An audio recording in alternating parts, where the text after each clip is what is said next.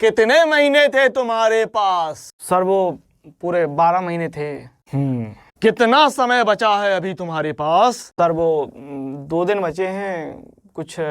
सिर्फ 2 दिन बचे हैं तुम्हारे पास? सिर्फ 2 दिन? 12 महीने क्या करते रहे? अरे सर वो कुछ नहीं, वो तो ऐसे ही थोड़ा व्हाट्सएप पर चैटिंग, इंस्टाग्राम पर चैटिंग, और अभी आपने नया फीचर दिया ना सर वो यूट्यूब पर चैटिंग, वो थोड़ा सा, लेकिन सर क्या करें, थोड़ी किस्मत ऐसी रही कि वहाँ पर भी दाल नहीं गली और मैथ में तो पूरी दाल काली हो गई। तो अब काली दाल खाओ। अरे सर जी कंट्रोल कंट्रोल सर जी। कंट्रोल रखने की बात करते हो मुझसे दया? ऐसे नहीं चलेगा। 2 दिन हैं, 2 दिन हैं सिर्फ। अब सर जी कुछ हो जाता सर आपकी तरफ से, कुछ रामबाण या फिर कुछ संजीवनी की तरह मिल जाता तो सर मजा आ जाता। बाकी का क्या ही कह दें सर, अब हो गया तो अब जाने दीजिए ना, कुछ रहने दीजिए सर, अब 2 दिन में कुछ करा दीजिए सर। करा दीजिए सर, बिल्कुल कराएंगे सर। 2 दिन में बिल्कुल धमाकेदार तैयारी कराएंगे सर, और बेहतरीन वाली तैयारी कराएंगे। जितने ने भी तैयारी बिल्कुल नहीं की है, जिन्होंने किताब भी नहीं छुई है, उनके लिए हम लोग लेकर आए हैं। मैं आपके लिए लेकर आया हूँ रामबाण। थोड़ा सा ये आपको मैंने दर्शाने की कोशिश की, जो कि बहुत बेकार था, आप इसको इग्नोर कर सकते हैं। एंड हेलो डियर स्टूडेंट्स, स्वागत है आप सभी का एक्सपी क्लासेस में। मेरा नाम है मुकुंद। आज इस वीडियो लेक्चर में मैं आपके लिए लेकर आया हूं बहुत ही ज्यादा इंपॉर्टेंट आपकी दोनों किताबों एनसीईआरटी की बुक 1 एंड बुक 2 के अंतर्गत जो भी आपके प्रश्नावली हैं, पूरे 13 चैप्टर्स के मोस्ट इंपोर्टेंट क्वेश्चन में मैंने इस वीडियो लेक्चर के अंतर्गत टिक लगवाए हैं। इन सवालों को आपको हर हाल में करके जाना है। ये आपके सवाल रामबाण साबित होंगे, एकदम आपके लिए संजीवनी साबित हो जाएंगे इन मात्र 2 दिन के अंतर्गत। ये उन सभी स्टूडेंट के लिए है जो 100 आउट ऑफ 100 की सोच के रखा है और कह रहा है कि सर रिवीजन कैसे करें, तो इतने सवाल लगा लीजिए, आपका रिवीजन हो जाएगा। दूसरी बात, जिसने कुछ नहीं पढ़ा है वो भी इतने सवाल लगा के जाएगा भैया। 2 दिन के अंदर आपके पास 2.5 दिन का समय है। 25 तारीख, 26 तारीख और 27 तारीख का आधा समय 12 बजे तक आप लेके जा सकते हैं। 2 बजे से आपका पेपर है, तो इतना ही समय है, जो कुछ भी कर सकते हो, जितना भी कर सकते हो, इन 2 दिनों में करना है। और उसके लिए मैं आपके लिए लेके आया हूं ये रिवीजन बूस्टर। दोनों ही किताबों में भैया मैंने रंग दिया है। इतने सवालों को करना है, इतने सवाल कर ले जाएंगे, कोई दिक्कत नहीं होगी। तो ज्यादा देर ना लगाते हुए और शुरुआत के मामले को हटाते हुए, शुरुआत वाले को इग्नोर करते हुए हम लोग आगे बढ़ेंगे इस सेशन के साथ। इंपोर्टेंट क्वेश्चन में आप लोग टिक लगा लीजिएगा। यदि आपके पास एनसीईआरटी की किताब ना हो तो मुझे कमेंट्स कर दीजिएगा कि सर मेरे पास एनसीईआरटी की किताब नहीं है, मैंने प्राइवेट किताबें ली थी और अब मैं क्या करूं, आपने तो टिक एनसीईआरटी में लगवाए, तो उसके लिए आप मुझे कमेंट्स कर देना। मैं आपको बता दूंगा कि आपको फ्री बुक एनसीईआरटी की ये दोनों किताबें, ठीक है, ये दोनों किताबें और इन दोनों किताबों का हल, भैया बहुत सारे लोग हैं आप सर हल कहां से मिलेगा, तो मैं आपको बता दूं। पहली बात तो मैंने सारे एनसीईआरटी का कोर्स करवाया है, 1 शॉट करवाया है, मोस्ट इंपोर्टेंट करवाए हैं, सब कुछ करवाया है। 2022 के पूरे 7 पेपर भी सॉल्व करवाए हैं, सब कुछ करवाया है। एनसीईआरटी का पूरा हल भी मैं करवा चुका हूं। लेकिन फिर भी अगर आपको जल्दी है, वीडियो नहीं देखना है, कमेंट्स बॉक्स में कर दीजिएगा। फ्री में आपको सॉल्यूशन, फ्री में आपको किताबें कहां मिल जाएंगी, मैं सब कुछ बता दूंगा, बस आप मुझे कमेंट्स कर दीजिएगा। और साथ ही यदि आप अभी भी मैथ की नोट्स, मैथ के पीडीएफ 2019 के, 2020 के और 2022 के साथ यानी 21 पेपर देखना चाहते हैं, लेना चाहते हैं पीडीएफ के रूप में, पूरा हल पेपर अगर आप लेना चाहते हैं तो इस नंबर पर आप मुझे मैसेज करेंगे 6393666619 पर। इस पर आप मुझे मैसेज करेंगे। और पीडीएफ की जो फीस रहेगी भैया, मेरी पीडीएफ की फीस जो रहेगी वो मात्र 99 रुपए रहेगी। इसमें आपको फिजिक्स, केमिस्ट्री और मैथ, अब इंग्लिश हो गया है, हिंदी हो चुका है, तो फिजिक्स, केमिस्ट्री, मैथ सभी के नोट्स और 21 पेपर फिजिक्स के, देखिए पीसीएम और बायोलॉजी भी इसमें जोड़ लीजिए, सभी के 21 पेपर आपको मिल जाएंगे भैया। 21 पेपर की पीडीएफ, हल पेपर, सॉल्यूशन पेपर की पीडीएफ आपको मिल जाएगी मात्र और मात्र 99 रुपए के अंतर्गत। इस नंबर पर आपको मुझे मैसेज करना है और ज्यादा देर न लगाते हुए हम लोग इस सेशन को आगे बढ़ेंगे। तो इसी के साथ ही यहाँ पर मैं आपके लिए लेके आ गया हूँ दोनों ही तरोताजा, एकदम फ्रेश कक्षा 12 गणित के लिए किताब एनसीईआरटी के लिए, ठीक है। और इन दोनों ही किताबों को मैं अच्छी तरीके से सजाने वाला हूँ आपके लिए, एक एक क्वेश्चन जो इम्पोर्टेंट है दोनों ही किताबों के लिए मैं आपको बता दूं, शानदार तरीके से यहाँ पर हम लोग टिक लगा लेंगे और 2 दिन के अंदर आपको इन सवालों को कर लेना है।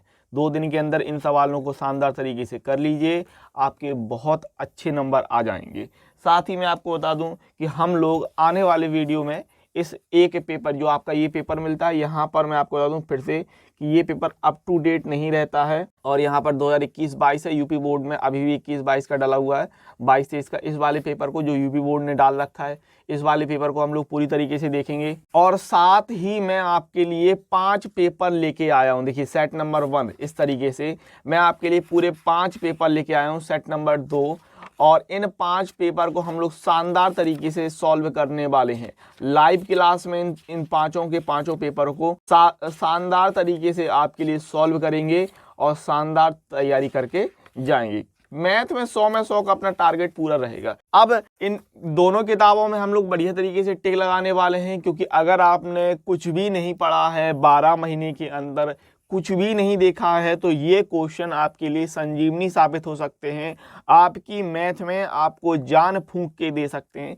तो इन क्वेश्चनों को आपको हर हाल में लगा के जाना होगा भैया। तो ज़्यादा देर नहीं लगाएंगे, हम लोग आ जाएंगे सीधे सीधे गणित के पार्ट 1 के अंतर्गत, जो आपकी किताब नंबर 1 है। और कक्षा 12 गणित के अंतर्गत भाग 1 में हमारे पास कितने 6 अध्याय रहते हैं। 6 अध्यायों के बारे में हम लोग चर्चा करने वाले हैं बेहतरीन तरीके से। अब आ जाइए किताब के साथ, हम लोग अध्याय 1 पर बात कर लेते हैं। अध्याय 1 संबंध एवं फलन, जहां पर आपको पढ़ना है संबंधों के प्रकार भैया, संबंधों के प्रकार, टाइप्स ऑफ रिलेशंस, जिसमें आप पढ़ते हैं स्वतुल्य संबंध, ठीक है, सम्मित संबंध और संक्रामक संबंध। ये आप पढ़ते हैं स्वतुल्य, सम्मित और संक्रामक, और अगर कोई चीज तीनों हो जाती है तो ये तुल्यता संबंध कहलाता है। इसके अंदर अगर चैप्टर नंबर 1 में इंपोर्टेंट क्वेश्चन फटाफट लगा लीजिएगा भैया। उदाहरण नंबर 4 आपको लगाना है, ठीक है ना। उदाहरण नंबर 4 में आप टिक लगाइए फटाफट से।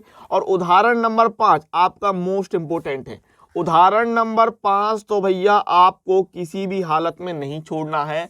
उदाहरण नंबर 5 जरूर से करके जाइएगा, 5 नंबर में आने की पूरी संभावना रहती है इस सवाल की। आगे बढ़ जाएंगे, फटाफट से टिक लगाते जाइएगा और प्रश्नावली 1.1 में आ जाएंगे, ठीक है ना। प्रश्नावली 1.1 के अंतर्गत आप सबसे पहले टिक लगाइए क्वेश्चन नंबर 3 में भैया। क्वेश्चन नंबर 3 में टिक लगा लेंगे। क्वेश्चन नंबर 3 आपका इंपोर्टेंट है, क्वेश्चन नंबर 6 इंपोर्टेंट है। मैं वही क्वेश्चन बताऊंगा जो आपके लिए इंपोर्टेंट रहने वाला है, मैं बहुत सारे क्वेश्चन बताने भी वाला नहीं हूँ, ठीक है ना। 1.1 में आप देखो, ये क्वेश्चन नंबर 1 देख रहे हैं ना, तो इसमें है कुछ सवाल अच्छे, लेकिन जैसे इसमें से एक सवाल जरूर कर लीजिए, ये वाला पहले का चौथा देख लीजिएगा, ठीक है ना। पहले का चौथा देख लीजिएगा, तीसरा देख लीजिएगा और क्वेश्चन नंबर 6 देख लीजिएगा, ठीक है ना। इसके बाद यहां पर आप कुछ भी मत देखें और आगे आ जाएं और सीधे क्वेश्चन नंबर 15 और 16 इन दोनों को लगा लें भैया। क्वेश्चन नंबर 15 और 16 इन दोनों को लगा लें। फिर आ जाते हैं फलनों के प्रकार पर, ठीक है ना। तो एक की आच्छादक फलन, इस पर हम लोग बात कर लेंगे। और यहां से आपको कौन से सवाल लगा के जाने हैं ये देख लीजिएगा, बहुत ही इंपोर्टेंट वाले सवाल भैया। उदाहरण नंबर 8 हर हाल में करके जाइए। उदाहरण नंबर 9 बहुत ही बढ़िया सवाल है, जरूर से जरूर करना। उदाहरण नंबर 10 मोस्ट इंपोर्टेंट है। उदाहरण नंबर 10 आपका मोस्ट इंपोर्टेंट है, कर लीजिएगा। उदाहरण नंबर 11 भी मोस्ट इंपोर्टेंट है, उदाहरण नंबर 11, ठीक है ना। उदाहरण नंबर 12 ये भी आपको करना है। जितने भी सवाल मैं आपको बता रहा हूं, उदाहरण नंबर 13 करना है, उदाहरण नंबर 14 भी कर लीजिएगा, ठीक है ना। 13-14 उतना इंपॉर्टेंट नहीं है, लेकिन मैं आपको बता दूं उदाहरण नंबर 10 और 11 बहुत ही ज्यादा इंपॉर्टेंट है। तो इनको जितने भी मैं टिक लगाता हूं ना, इनको आपको हर हाल में कर लेना है। प्रश्नावली 1.2 में आ जाइए और प्रश्नावली 1.2 के अंतर्गत आपको क्वेश्चन लगा लेना है क्वेश्चन नंबर 6, ठीक है। क्वेश्चन नंबर 6 लगा लीजिए। क्वेश्चन नंबर 5 भी देख लीजिएगा, क्वेश्चन नंबर 5 और क्वेश्चन नंबर 6। इसके बाद क्वेश्चन नंबर 9 आपको देख लेना है, क्वेश्चन नंबर 10 आपको देखना है, क्वेश्चन नंबर 11 देखना है, क्वेश्चन नंबर 12 भी देखना है, ठीक है। मेरे हिसाब से क्वेश्चन नंबर 8 भी देख के जाइएगा, जिसमें मैं आपको बता दूं आपका ये क्वेश्चन नंबर 11 ये बहुविकल्पी सवाल तो मोस्ट इंपोर्टेंट, क्वेश्चन नंबर 11 और 12 मोस्ट इंपोर्टेंट है, इनको हर हाल में देख लेना। अब देखिए यहाँ पर आपसे कहा गया है चैप्टर नंबर 1 के अंतर्गत कि आपको सिर्फ और सिर्फ 1.1 एंड 1.2 देखना है। लेकिन हमने पिछले साल के जो पेपर है, लास्ट ईयर पेपर, उसमें ये देखा है कि गॉफ और फॉक के सवाल पूछे गए हैं। गॉफ और फॉक के सवाल कहाँ आते हैं? गॉफ और फॉक के सवाल आते हैं फलनों के संयोजन में। किसमें आते हैं? गॉफ और फॉक के सवाल आते हैं भैया मेरे प्यारो फलनों के संयोजन में। तो यहां से फलनों का संयोजन जो होता है, यानी गॉफ और फॉग वाले सवाल, गॉफ और फॉग वाले सवाल, इनको पढ़ लेना। 5 मिनट का कॉन्सेप्ट है, 10 मिनट के सवाल हैं, 15-20 मिनट में आपका सारा कंप्लीट हो जाता है, तो घबराने की जरूरत नहीं है। मैं गॉफ और फॉग के सवालों में चिन्ह लगा देता हूं, इनको जरूर से जरूर तैयार कर लेना। उदाहरण नंबर 16, इसके अलावा उदाहरण नंबर 18 मोस्ट इंपोर्टेंट है भैया, करके ही जाइएगा। उदाहरण नंबर 18, उदाहरण नंबर 19, और यहाँ पर आपको कुछ नहीं करना, आपको तो सीधे जंप लगाना है। 1.3 के अंतर्गत क्वेश्चन नंबर 3 पढ़ के चले जाइएगा बस, क्योंकि आपको गॉफ और फॉग के सवाल ही करने हैं। तो 1.3 से आप एक ही गॉफ और फॉग का सवाल सीख के जाइएगा। किसी भी सवाल में इसमें आपको गॉफ और फॉग में सवाल में दिक्कत नहीं आती है, ठीक है ना। तो गॉफ और फॉग का ये सवाल देख लीजिएगा क्वेश्चन नंबर 3, और आपसे मामला हो जाएगा। तो क्वेश्चन नंबर 3 देख लीजिएगा, और साथ में क्वेश्चन नंबर गॉफ और फॉग के लिए क्वेश्चन नंबर 4 भी देख के जाइएगा, ठीक है ना। तो 1.3 के अंतर्गत आपको गॉफ और फॉग के सवाल पढ़ के जाने हैं, पिछले साल आए हुए हैं। मैं फिर से बता दूं, तो गॉफ और फॉग फलनों के संयोजन, इनको पढ़ लीजिएगा। और मैंने 2 ही तो सवाल दिए 1.3 के अंतर्गत, तीसरा और चौथा, और एक उदाहरण दे दिया था। तो बस इतना कर लेंगे, आपका मामला बिल्कुल सेट है। फिर आपको ये सब कुछ नहीं पढ़ना। द्विआधारी संख्या यूपी बोर्ड के लिए है, तो ये सब आपको नहीं पढ़ना है बिल्कुल भी, ना ही 1.4 आपको लगानी है, 1.4 आपको नहीं लगानी है। अब आ जाते हैं भैया विविध उदाहरण में। विविध उदाहरण भी आपको देख के जाना है, क्योंकि आपको संबंध के प्रकार और फलनों के प्रकार जो हैं वो विविध उदाहरण विविध प्रश्नावली में भी दिए। तो विविध उदाहरण भी आपको लगा के जानी है, जिसमें मैं आपको बता दूं उदाहरण नंबर 41 मोस्ट इंपोर्टेंट है, हर हाल में करके जाइएगा। उदाहरण नंबर 41 आपका मोस्ट इंपोर्टेंट है, हर हाल में कर लीजिएगा इस सवाल को। उदाहरण नंबर 42 आपको देख के जाना है। इसके बाद कुछ नहीं, यहाँ पर आ जाएंगे उदाहरण नंबर आप 46 करके जाएंगे भैया। कौन सा? उदाहरण नंबर 46 करके जाएंगे आप। फिर आगे आएंगे उदाहरण नंबर आप 47 लगाएंगे, 47। उदाहरण नंबर 48 आप करेंगे, उदाहरण 47, एग्जाम्पल 47 और 48, ये कर लीजिएगा बढ़िया तरीके से। और 51 इसको लगाइएगा। फिर हम लोग बात कर लेते हैं विविध प्रश्नावली पर, ठीक है ना। तो यहाँ पर आपको कौन कौन से सवाल लगा लेने हैं देख लीजिएगा। एक तो आप ये क्वेश्चन नंबर 3 लगाएंगे, ठीक है ना। एक क्वेश्चन नंबर 3 लगाएंगे, क्वेश्चन नंबर 4 लगाएंगे, ठीक है, और क्वेश्चन नंबर 5 लगाएंगे, जो कि आपका मोस्ट इंपोर्टेंट रहेगा, ठीक है। क्वेश्चन नंबर 5 लगाएंगे। इसके बाद आगे आ जाएंगे और क्वेश्चन नंबर आप 10 लगाएंगे भैया। क्वेश्चन नंबर 10 लगा लीजिएगा शानदार तरीके से, ठीक है। इसके बाद क्वेश्चन नंबर 10 के बाद आ जाएंगे और सीधे यहाँ पर आ जाइए, क्वेश्चन नंबर 16 आपको लगाना है। क्वेश्चन नंबर 16 के बाद क्वेश्चन नंबर 17 आप लगा लीजिएगा। क्वेश्चन 17 के बाद क्वेश्चन नंबर 18 आपको लगाना है, ठीक है ना। यूपी बोर्ड वाले क्वेश्चन नंबर 16, 17, 18 ये लगा लीजिएगा। तो इस तरीके से चैप्टर नंबर 1 के अंतर्गत जो मैंने टिक लगा दिए ना, ये आपके लिए संजीवनी है, रामबाण है। चैप्टर नंबर 1 के अंतर्गत आप इतना कर लीजिएगा। अब आ जाते हैं चैप्टर नंबर 2 के अंतर्गत। और चैप्टर नंबर 2 के अंतर्गत मैं आपसे कहूँ, अगर आपने कुछ भी नहीं पढ़ा तो कम से कम 2.1 तो पढ़ के जाएंगे ही जाएंगे। बाकी का ये देखा गया है कि पिछले साल अकेला चैप्टर नंबर 2 से 2.1 ही नहीं पूछे गए हैं, और पूरी ही चैप्टर नंबर 2 पूछा गया, ठीक है ना। यूपी बोर्ड में अभी ये है कि भाई 2.1 पढ़ के जाएंगे और हो जाएगा, नहीं, ऐसा नहीं है। पिछले साल के अगर पेपर आप उठा के देखते हैं 2022 के, तो आप 2022 के पेपरों को देख के जानेंगे कि सिर्फ 2.1 से नहीं पूछा गया है, अन्य पूरे चैप्टर नंबर 2 से पूछा गया। सबसे बड़ा उदाहरण है इसका सेट नंबर 1, ठीक है ना। जो सेट नंबर 1 है 2022 का FF वाला, वो आपका सबसे बड़ा उदाहरण है। यहाँ पर अगर मैं बात करूँ, उदाहरण नंबर 1 करना है, उदाहरण नंबर 2 करना है, और 2.1 पूरी करनी है भैया। 2.1 में कुछ नहीं है, 20 मिनट की एक्सरसाइज है। 2.1 आपको हर हाल में पूरी कर लेनी है। इसके बाद आगे बढ़ेंगे और यहाँ पर भी कुछ सवालों में टिक लगा देता हूँ। इन सवालों को जरूर कर लीजिएगा। इन सवालों को आपको हर हाल में कर लेना है, क्योंकि देखिए मैंने, आप अगर देखेंगे उठा के, ठीक है ना, पिछले साल के पेपर, तो सवाल पूछे गए हैं, ठीक है ना। तो 2.2 के अंतर्गत आपको कौन कौन से सवाल लगा लेने, क्वेश्चन नंबर 3 लगा लीजिए, क्वेश्चन नंबर 4 लगा लीजिए, ठीक है ना। क्वेश्चन नंबर 3 लगा लीजिए, क्वेश्चन नंबर 4 लगा लीजिए। यहाँ पर आ जाएंगे, क्वेश्चन नंबर 11 लगा लेना है आपको, क्वेश्चन नंबर 12 लगा लेना है, क्वेश्चन नंबर 13 लगा लेना है, ठीक है ना। इसके बाद क्वेश्चन नंबर 14 देखिए, 15 देखिए हर हाल में, और ये सारे सवाल देखिए, ठीक है ना। देखिए 2.2 बहुत ज़्यादा ऐसा नहीं है कि बहुत ज़्यादा दिक्कत है। 2.2 में आप क्वेश्चन नंबर 3 देखेंगे, 4 देखेंगे, फिर यहाँ से 11, 12, 13 ये सारे सवाल देखिए, 16, 17, देखिए 11, 12, 13, 14, 15, 16, 17, 18, 19, 20, 21 ये सारे सवाल देखिएगा, ठीक है ना।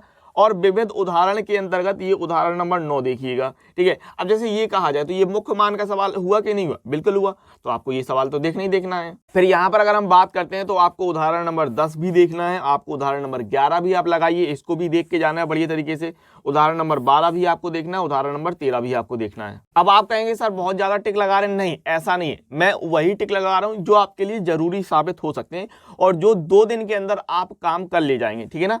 और अब यहाँ पर अगर मैं विविध प्रश्नावली की बात कर लूँ तो देखो पहला सवाल लगा लीजिएगा, दूसरा सवाल लगा लीजिएगा और तीसरा सवाल लगा लीजिएगा, ठीक है। पहला दूसरा तीसरा लगा लीजिए, फिर हम लोग लगा लेंगे क्वेश्चन नंबर 6, 7 और 8, ठीक है। क्वेश्चन नंबर 6, 7 और 8। फिर क्वेश्चन नंबर 11 आपका मोस्ट इंपोर्टेंट है, क्वेश्चन नंबर 10 इसको भी आप लगा लीजिए, ठीक, बढ़िया सा सवाल है। Question number 10, question number 11 important है और यहाँ पर आप कर लेंगे क्वेश्चन नंबर 16 और क्वेश्चन नंबर 17, ठीक है। इतना आपको अध्याय 2 के अंतर्गत शानदार तरीके से करना है। मैं फिर से बता दूं, चैप्टर नंबर 2 से सिर्फ 2.1 नहीं पूछा गया है। पिछले साल के अगर आप पेपर उठा के देखेंगे तो चैप्टर नंबर 2 से पूरा का पूरा पूछा गया है, ठीक है। अध्याय 3 पर आ जाते हैं, बेहतरीन वाला अध्याय ऑब्व्यू मैट्रिक्स और बीजगणित के अंतर्गत आपका अध्याय नंबर 3 और अध्याय नंबर 4 अलजेब्रा में अध्याय नंबर 3 मैट्रिसेस एंड आपका सारणिक, ये दोनों चैप्टर आते हैं। तो यहां से आपको क्या क्या पढ़ के जाना है, टिक लगाते जाइएगा भैया, टिक लगा लीजिएगा शानदार तरीके से। उदाहरण नंबर 2 देखने के आपको जाना, उदाहरण नंबर 2 देख लीजिएगा। इसके बाद आ जाते हैं प्रश्नावली 3.1 में भैया, प्रश्नावली 3.1 में आ जाएंगे और प्रश्नावली 3.1 के अंतर्गत आप कौन से सवाल लगाएंगे, ठीक है ना। आप कौन से सवाल लगाएंगे तो क्वेश्चन नंबर 2 और 3, अभी उदाहरण नंबर 2 पर मैंने टिक लगाया ना, तो 2 और 3 उसी की तरह है, तो कोई दिक्कत नहीं है। उदाहरण नंबर ये क्वेश्चन नंबर 2, 3 ज्यादा देखना है तो देखना। यहाँ पर अगर मैं बात करूँ तो इसमें क्वेश्चन नंबर 6 देख के जाइएगा, ठीक है। क्वेश्चन नंबर 6 देख के जाइएगा, क्वेश्चन नंबर 7 आपको देखना है, 8 आपको देखना है, ठीक है, 9 देख लीजिएगा और 10 देख लीजिएगा, ठीक है। तो ये आपको सवाल देखने हैं, जितने मैं टिक लगा रहा हूँ उतने सवाल देख लीजिएगा, हो जाएगा भैया। इसके बाद आगे आ जाइए और सीधे आ जाइए, पेज नंबर आपका 77 दे रहा है, पेज नंबर 77 के अंतर्गत आप आ जाएंगे और उदाहरण नंबर 10 में टिक लगा लेंगे। अब फटाफट से आगे आ जाएंगे, पेज नंबर 87 निकाल लीजिए, पेज नंबर 87 में आ जाएंगे हम लोग और प्रश्नावली 3.2 देखेंगे। प्रश्नावली 3.2 देखेंगे, देखो ऑब्व्यू को जोड़ना और ऑब्व्यू का गुणा, ठीक है ना, योग एंड गुणन बहुत ही सरल चीज है। तो कॉन्सेप्ट पता हो तो सारे सवाल लग जाते हैं, कॉन्सेप्ट पता है तो सारे सवाल लग जाते हैं। तो योग और गुणन में तो टिक लगाने की कोई ज्यादा खास आवश्यकता नहीं है। बहरहाल मैं आपसे कहूंगा आप उदाहरण नंबर 18 जो है इसको कर लीजिएगा, ठीक है, उदाहरण नंबर 18 कर लीजिएगा। और 3.2 की मैं बात कर लेता हूं, तो योग और गुणन में तो मैं टिक नहीं लगाऊंगा, लेकिन मुझे जो इंपॉर्टेंट लगेगा वो आप करके जाइएगा, ठीक है। जैसे कि अगर मैं बात करूं दूसरे का चौथा, ठीक है, तो ये दूसरे का चौथा देख लीजिएगा, क्वेश्चन नंबर 6 देख के जाइएगा। क्वेश्चन नंबर 6 में इसके बाद हमारे पास है क्वेश्चन नंबर 7, ठीक है, बहुत ही सिंपल चीज़ है, ऐसी कोई कठिन चीज़ तो है नहीं, तो इनको आप देख लेंगे, ठीक है। फिर अगर मैं बात करूं, देखिए 10, 11, 12 ये सवाल देख रहे हैं ना, ये आपको दे दिया है 8, 9, 10, 11, 12, ये सारे अच्छे सवाल हैं, तो इसमें कोई समस्या नहीं। लेकिन क्वेश्चन नंबर 13 आपका मोस्ट इंपोर्टेंट है, इसको बढ़िया तरीके से देख के जाना। क्वेश्चन नंबर 13 आपको मोस्ट इंपोर्टेंट है, ये आपको देख के जाना है। और इसमें अगर मैं बात करूं भैया तो सबसे ज्यादा आपको क्या करके जाना है, एक तो क्वेश्चन नंबर 16, 17 और 18, ठीक है, ये क्वेश्चन आपको 3.2 के अंतर्गत लगा के जाना है। क्वेश्चन नंबर 16, 17, 18 और यहाँ पर बहुविकल्पी तो छोड़ना ही नहीं, बिल्कुल बहुविकल्पी, बिल्कुल एनसीईआरटी का एक भी बहुविकल्पी सवाल छोड़िएगा मत, 21 और 22 ये लगा लीजिएगा। फिर हम लोग बात करते हैं ऑब्व्यू का परिवर्त, ट्रांसपोज ऑफ अ मैट्रिक्स यानी कि डैश की। तो बहुत ही जो ऑब्व्यू का परिवर्त होता है बहुत ही आसान होता है, ठीक है ना, स्तंभ और कॉलम को आपस में इंटरचेंज कर देते हैं। फिर हम बात करते हैं सममित और विषम सममित ऑब्व्यू की। तो किसी ऑब्व्यू को सममित और विषम सममित ऑब्व्यू के योग के रूप में लिखने पर 5 नंबर का सवाल पूछे जा सकते हैं, तो वो आप एक सवाल देख के जाइएगा। जैसे कि ये दे दिया है, ऑब्व्यू को एक सममित ऑब्व्यू तथा विषम सममित ऑब्व्यू के योगफल के रूप में व्यक्त कीजिए, तो इसका एक सवाल देख लीजिए, उदाहरण नंबर 22 हो जाएगा। फिर हम लोग बढ़ते हैं प्रश्नावली 3.3 के अंतर्गत, और प्रश्नावली 3.3 के अंतर्गत आपको क्या पढ़ लेना है ये देख लेंगे। तो आप क्या कीजिएगा, क्वेश्चन नंबर 6 का पहला सवाल लगा लीजिएगा, बस पर्याप्त रहेगा, ठीक है, क्वेश्चन नंबर 6 का पर्याप्त रहेगा, पहला सवाल लगा लीजिएगा। और इसके अलावा यहाँ पर और कुछ आपको करने की जरूरत है नहीं है, समझ गए आप। क्वेश्चन नंबर 3.3 के अंतर्गत आप क्या लगा रहे हैं, छठवीं का पहला लगा रहे हैं, बस और कुछ नहीं करना है आपको, और सीधे आ जाना है। जिसमें आपका महत्वपूर्ण क्वेश्चन है ये आपका क्वेश्चन नंबर, विकल्प तो छोड़ना ही नहीं है, क्वेश्चन नंबर 11 आपको बढ़िया देखना है और क्वेश्चन नंबर 12 देख लेना है, ठीक है ना, 11 और 12 छठवें के पहले के बाद 11 और 12 सीधे देख लेना। फिर आ जाते हैं ऑब्व्यू पर प्रारंभिक संक्रिया, बहुत ही इंपॉर्टेंट चीज होती है ऑब्व्यू पर प्रारंभिक संक्रिया, आपका ऑब्व्यू रूपांतरण, ठीक है। तो इसका टॉपिक बहुत अच्छा है और मैंने ट्रिक के साथ बताया हुआ है। अगर आप लोग कमेंट्स में कहेंगे कि सर इस पर एक डेडिकेटेड वीडियो बना दो, कमेंट्स भरपूर करेंगे तो मैं आपको इसके लिए एक डेडिकेटेड वीडियो ला के दे दूंगा। आव्यूह पर रूपांतरण, आव्यूह पर प्रारंभिक संक्रिया 5 नंबर में और 8 नंबर में पूछने की पूरी संभावना रहती है। तो आ जाएंगे इस पर, एक सवाल या 2 सवाल आप लगा लेंगे ना तो पर्याप्त रहेगा। जैसे उदाहरण नंबर 24 दिया, उदाहरण नंबर 24 आप कर लीजिएगा और यहाँ पर आप उदाहरण नंबर 24 के बाद उदाहरण नंबर 25 भी कर लीजिएगा। ठीक है, अच्छा सवाल है, 2 नंबर में पूछने की पूरी चांस रहते हैं। और 3.4 में आ जाएंगे। 3.4 के अंतर्गत आपको क्या कर लेना है, 1 या 2 सवाल पर्याप्त रहते हैं भैया, 1 या 2 सवाल आप लगा लेंगे तो पर्याप्त रहेगा। जैसे मैं अगर यहाँ पर बात करूँ तो आप क्वेश्चन नंबर 16 लगा लेना और क्वेश्चन नंबर 18 लगा लेना। ठीक है ना, विकल्प नहीं छोड़ना है, ध्यान रखिएगा। क्वेश्चन नंबर 16 कर लीजिएगा, क्वेश्चन नंबर 18 कर लीजिएगा, बस बढ़िया रहेगा। विविध उदाहरण में मैं आपसे बता दूं, उदाहरण नंबर 26 आपका ये मोस्ट इंपोर्टेंट सवाल है, इसको जरूर से जरूर देख के जाइएगा। उदाहरण नंबर 26 हर हाल में देख के जाइएगा। ठीक है ना, इसके अलावा उदाहरण नंबर 27 देखना है आपको अच्छी तरीके से, ये आपको कर लेना है। ठीक है, आ जाते हैं विविध प्रश्नावली के अंतर्गत। विविध प्रश्नावली में आपको कौन सा सवाल देखना है, देखिए यहाँ पर अगर मैं बात करूं तो देखिए क्वेश्चन नंबर 2 और 3 आपको अच्छी तरीके से देख लेना है। अगर आपको ज्यादा ही सेफ्टी वाली बात है तो अध्याय 3 पर विविध प्रश्नावली में आपको क्वेश्चन नंबर 2 और क्वेश्चन नंबर 3 दोनों ही देख लेने। अगर जिसको देखना हो तो देख लेना, वैसे मैं टिक नहीं लगवा रहा हूँ। ठीक है, 2 और 3 के लिए टिक नहीं लगवा रहा हूँ, लेकिन अगर किसी को देखना है तो ये देख के चले जाइएगा। फिर अगर मैं बात करूँ तो क्वेश्चन नंबर 4, 5 इनमें मैं टिक लगवा रहा हूँ भैया। क्वेश्चन नंबर 4 आपको देखना है, क्वेश्चन नंबर 5 आपको देखना है, क्वेश्चन नंबर 6 आपको देख लेना है। ठीक है ना, इनमें मैं टिक लगवा रहा हूँ। क्वेश्चन नंबर 7 आपको देख लेना है, इनमें मैंने टिक लगवाया है, इनको आपको करके जाना है। ठीक है ना, 7, 8, 9 ये 4, 5, 6, 7, 8, 9 इनको कर लीजिएगा बढ़िया तरीके से। फिर आगे आ जाएंगे और यहाँ पर विकल्प एक भी नहीं छोड़ेंगे। क्वेश्चन नंबर 13, 14 और 15 इस तरीके से ये आपका अध्याय 3 कंप्लीट हो जाएगा। अध्याय 3 में मैंने टिक लगवा दिए हैं, तो ये टिक आपके रामबाण है, संजीवनी है।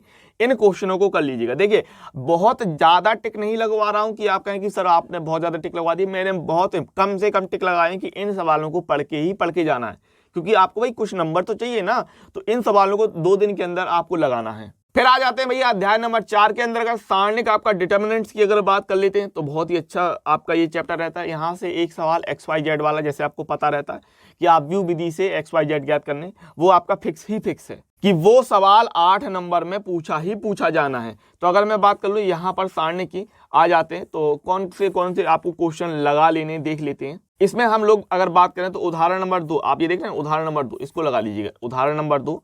ठीक है ना, सारणी की बात कर रहे हैं, उदाहरण नंबर 2 आप कर लीजिएगा। और इसके अलावा उदाहरण नंबर 5 लगा लीजिएगा। यहाँ पर बात कर लेते हैं तो यहाँ पर आपको क्वेश्चन नंबर 3 लगा लेना है। आ जाते हैं प्रश्नावली 4.1 के अंतर्गत। प्रश्नावली 4.1 के अंतर्गत आपको क्वेश्चन नंबर 3 लगा लेना है। ठीक है, और फिर हम अगर बात करें तो ज्यादा ही है तो आप एक काम कीजिएगा, क्वेश्चन नंबर 7 का आप पहला सवाल लगा लीजिएगा। ठीक है ना, क्वेश्चन नंबर 7 का आप पहला सवाल लगा लीजिएगा। और क्वेश्चन नंबर 18 आपका मोस्ट इंपोर्टेंट है भैया, क्वेश्चन नंबर 18 आपका मोस्ट इंपोर्टेंट है, इसको जरूर कर लीजिएगा। देखिए एनसीईआरटी के विकल्प आप कोई भी मत छोड़िएगा, मैं फिर से कहता हूँ एनसीईआरटी के विकल्प आपके मोस्ट इंपोर्टेंट होते हैं, इनको आपको किसी भी कीमत पे नहीं छोड़ना है। ठीक है ना, और यहाँ पर 4.2 आ जाती है, जो कि बहुत सारे बच्चों को लगता है कि बहुत दिक्कत है, तो मैं कहूँगा कि 4.2 के लिए आप थोड़ा सा ज़्यादा टाइम दे दीजिएगा। ठीक है, और इसमें तो बहुत सारे सवाल रहते हैं, जैसे उदाहरण नंबर 10 हो गया, उदाहरण नंबर 10 के बाद उदाहरण नंबर 11 हो गया, बहुत सारे सवाल रहते हैं जो कि एक तरीके से इंपॉर्टेंट है। मैं कहूँगा 4.2 आपकी बहुत ही ज़्यादा इंपॉर्टेंट है, लेकिन मैं बहुत ज़्यादा टिक नहीं लगाऊंगा। ठीक है, जहाँ पर मुझे लगता है कि आने के चांसेस हैं, जैसे उदाहरण नंबर 14 है। ठीक है, उदाहरण नंबर 14 है, ये आप कर लीजिएगा। ठीक है, लेकिन मैं आपसे फिर से यही कहूँगा कि आपका 4.2 जो है प्रश्नावली 4.2 और इसके उदाहरण, ये सभी महत्वपूर्ण है, तो इनको आपको हर हाल में करके जाना। उदाहरण नंबर 16 में टिक लगाइए फटाफट, और हम लोग आ जाएंगे 4.2 के अंतर्गत। ठीक है ना, 4.2 के अंतर्गत आपको कौन कौन से सवाल लगा लेने हैं, तो यहाँ पर आप टिक लगा लीजिए। क्वेश्चन नंबर 7 में टिक लगाएंगे, क्वेश्चन नंबर 7 में टिक लगा लेंगे, और क्वेश्चन नंबर 7 के अलावा 8 में लगा लीजिए, 8 के दोनों भाग कर लेंगे। ठीक है ना, क्वेश्चन नंबर 7 कर लेंगे, क्वेश्चन नंबर 8 के दोनों भाग कर लेंगे। और अगर मैं इंपॉर्टेंट की बात करूं तो क्वेश्चन नंबर 11, अब क्वेश्चन नंबर 11 का आप पहला भाग भी कर लीजिए, 11 का पहला भाग भी कर लीजिए, और साथ ही इसका आप दूसरा भाग भी कर लीजिएगा। ठीक है ना, पहला भी कर लेना और दूसरा भी कर लेना। इसके अलावा अगर मैं बात करता हूं तो क्वेश्चन नंबर 13 आप लगा लीजिएगा। ठीक है, बढ़िया तरीके से 13 लगा लेंगे, 14 लगा लेंगे, और बहु विकल्प ये आपके जो विकल्प वाले होते हैं 15 और 16, इनको तो छोड़ना ही नहीं किसी भी कीमत पर, बहुत बार ये सवाल पूछा गया। ठीक है ना, तो 13, 14, 15, 16 इनको कर लेना है। अब देखिए त्रिभुज का क्षेत्रफल अगर मैं बात करूँ 4.3 की, तो त्रिभुज का क्षेत्रफल बहुत ही आसान चीज़ है, सिर्फ फॉर्मूला आपको याद रखना पड़ता है, ये होता है हमारा फॉर्मूला त्रिभुज के क्षेत्रफल के लिए क्या होता है, ये होता है x1 y1 x2 y2 x3 y3 और यहाँ पर आपको तीसरे कॉलम में 1 1 लेके इसको सॉल्व कर लेना है। ठीक है, तो यहाँ से हमें कौन सा सवाल लगा लेना है, देखिए हम यहाँ से अगर मैं बात करूँ तो आपको उदाहरण नंबर 14 लगा लेना है और 18 उदाहरण नंबर 17 उदाहरण नंबर 17 और उदाहरण नंबर 18 ये लगा लीजिएगा। ठीक है ना, उदाहरण नंबर 17 उदाहरण नंबर 18 ये लगा लेना है। 4.3 की मैं बात कर लेता हूँ। 4.3 में आप कौन सा सवाल लगा लेंगे, तो इसमें मैं बता दूं सिर्फ आप एक 5वां सवाल लगा लीजिए बस पर्याप्त रहेगा, क्योंकि आपने उदाहरण तो लगा ली ना, उदाहरण नंबर 17 लगा लिया, 18 लगा लिया और सीधे 4.3 में क्वेश्चन नंबर 5 लगा लेंगे बस। ये आपका इंपॉर्टेंट है। ठीक है, ये आपका इंपॉर्टेंट है। अब आगे आ जाते हैं उपसारणिक और सेकंड माइनर एंड कोफैक्टर। तो 4.4 में कुछ लगाने की जरूरत नहीं है, क्योंकि आपका जो सेकंड के लिए सीधे क्वेश्चन नहीं पूछता है, वो XYZ के आधार पे हो जाता है। ठीक है ना, तो इसके बाद है आव्यूह के खंडज और व्युत्क्रम। तो आव्यूह का जो व्युत्क्रम है ये आपका यहाँ से इंपॉर्टेंट हो जाता है। ठीक है ना, और एडजॉइंट भी उसके अंतर्गत शामिल हो जाता है। 4.4 में मैं कुछ भी टिक नहीं लगा रहा हूँ, तो इसको करने की जरूरत नहीं है, सीधे आ जाते हैं आगे फटाफट से कि आपको कौन सा सवाल लगा लेना है यहाँ पर। ठीक है ना, इसमें आप लगा लीजिएगा उदाहरण नंबर 24। भैया उदाहरण नंबर 24 में टिक लगा लो, पेज नंबर 140 में आ गए हम लोग और पेज नंबर 140 में उदाहरण नंबर 24 में आ जाइए। उदाहरण नंबर 24 आपको करके जाना है। ठीक है, और सीधे हम लोग आ जाएंगे 4.5 के अंतर्गत। 4.5 के अंतर्गत आपको कौन से सवाल लगा लेने हैं, तो सीधे आएंगे, कुछ नहीं आपको करना है। 4.5 के अंतर्गत आपको क्वेश्चन नंबर 16 लगाना है। कौन सा क्वेश्चन लगा लेना है, क्वेश्चन नंबर 16 जरूर लगा लीजिएगा। और इसके बाद हम लोग क्वेश्चन नंबर 17 देख लेंगे और 18 देख लेंगे। कौन सा देखना है, 17 और 18, ये आपके बहुविकल्पी सवाल है, इनको आपको देख लेना है। फिर आ जाते हैं सारणिकों और आव्यूहों के अनुप्रयोग। सारणिकों और आव्यूहों के अनुप्रयोग ये आपका XYZ वाला मामला रहता है। और इसमें अगर मैं बात करूं ना, तो यहाँ पर आप देखेंगे ये जो प्रमेय है ये आप देख लीजिएगा। प्रमेय आपकी ये वाली प्रमेय जो है ये आप देख लीजिएगा एक बार अच्छी तरीके से। और यहाँ पर आपको क्या करना है, ये आपका उदाहरण नंबर 28 है, इसको हर हाल में देख के जाना है। ठीक है ना, उदाहरण नंबर 28 इसको हर हाल में देख के जाना है आपको। और सीधे आ जाना है आपको 4.6 के अंतर्गत। 4.6 के अंतर्गत 2 सवाल लगा लीजिएगा, पर्याप्त रहेगा। अब 2 सवाल में कौन कौन से आप लगा लीजिएगा, एक आप लगा लेंगे क्वेश्चन नंबर आप 12 लगा लीजिए और एक क्वेश्चन आप 15 लगा लीजिए, बस पर्याप्त रहेगा। ठीक है ना, इतना आप कर लेंगे, 12 और 15 और कुछ करने की जरूरत नहीं है। ठीक है, फिर आगे आ जाते हैं विविध उदाहरण की बात कर लेते हैं। और विविध उदाहरण में अगर मैं बात करता हूं आपको, तो आपको लगा के जाना है उदाहरण नंबर 32। ठीक है, ये आपका मोस्ट इंपोर्टेंट है भैया, ये आपका मोस्ट इंपोर्टेंट है। स्टार नहीं बन पाया, कोई दिक्कत नहीं, लो 2 बार बनाया फिर भी नहीं बना। उदाहरण नंबर 32 आपको हर हाल में करना है। ठीक है, और आगे आ जाएंगे और विविध प्रश्नावली की बात कर लेते हैं। विविध प्रश्नावली में आपको क्वेश्चन नंबर 6 लगा लेना है। ठीक है, क्वेश्चन नंबर 6 लगा लीजिएगा। क्वेश्चन नंबर 6 के बाद आप लगा के जाएंगे क्वेश्चन नंबर 9 10। ठीक है, यहाँ पर आप 9 और 10 लगाएंगे और कुछ आपको देखने की जरूरत नहीं है। फिर हम लोग लगाएंगे क्वेश्चन नंबर 17, विकल्प नहीं छोड़ेंगे, क्वेश्चन नंबर 17 और 18 ये आप बढ़िया तरीके से लगा के जाइएगा। ठीक है, और क्वेश्चन नंबर 19 भी लगा लीजिए। क्यों, क्योंकि विकल्प नहीं छोड़ना हमको किसी भी कीमत पर, विकल्प नहीं छोड़ेंगे।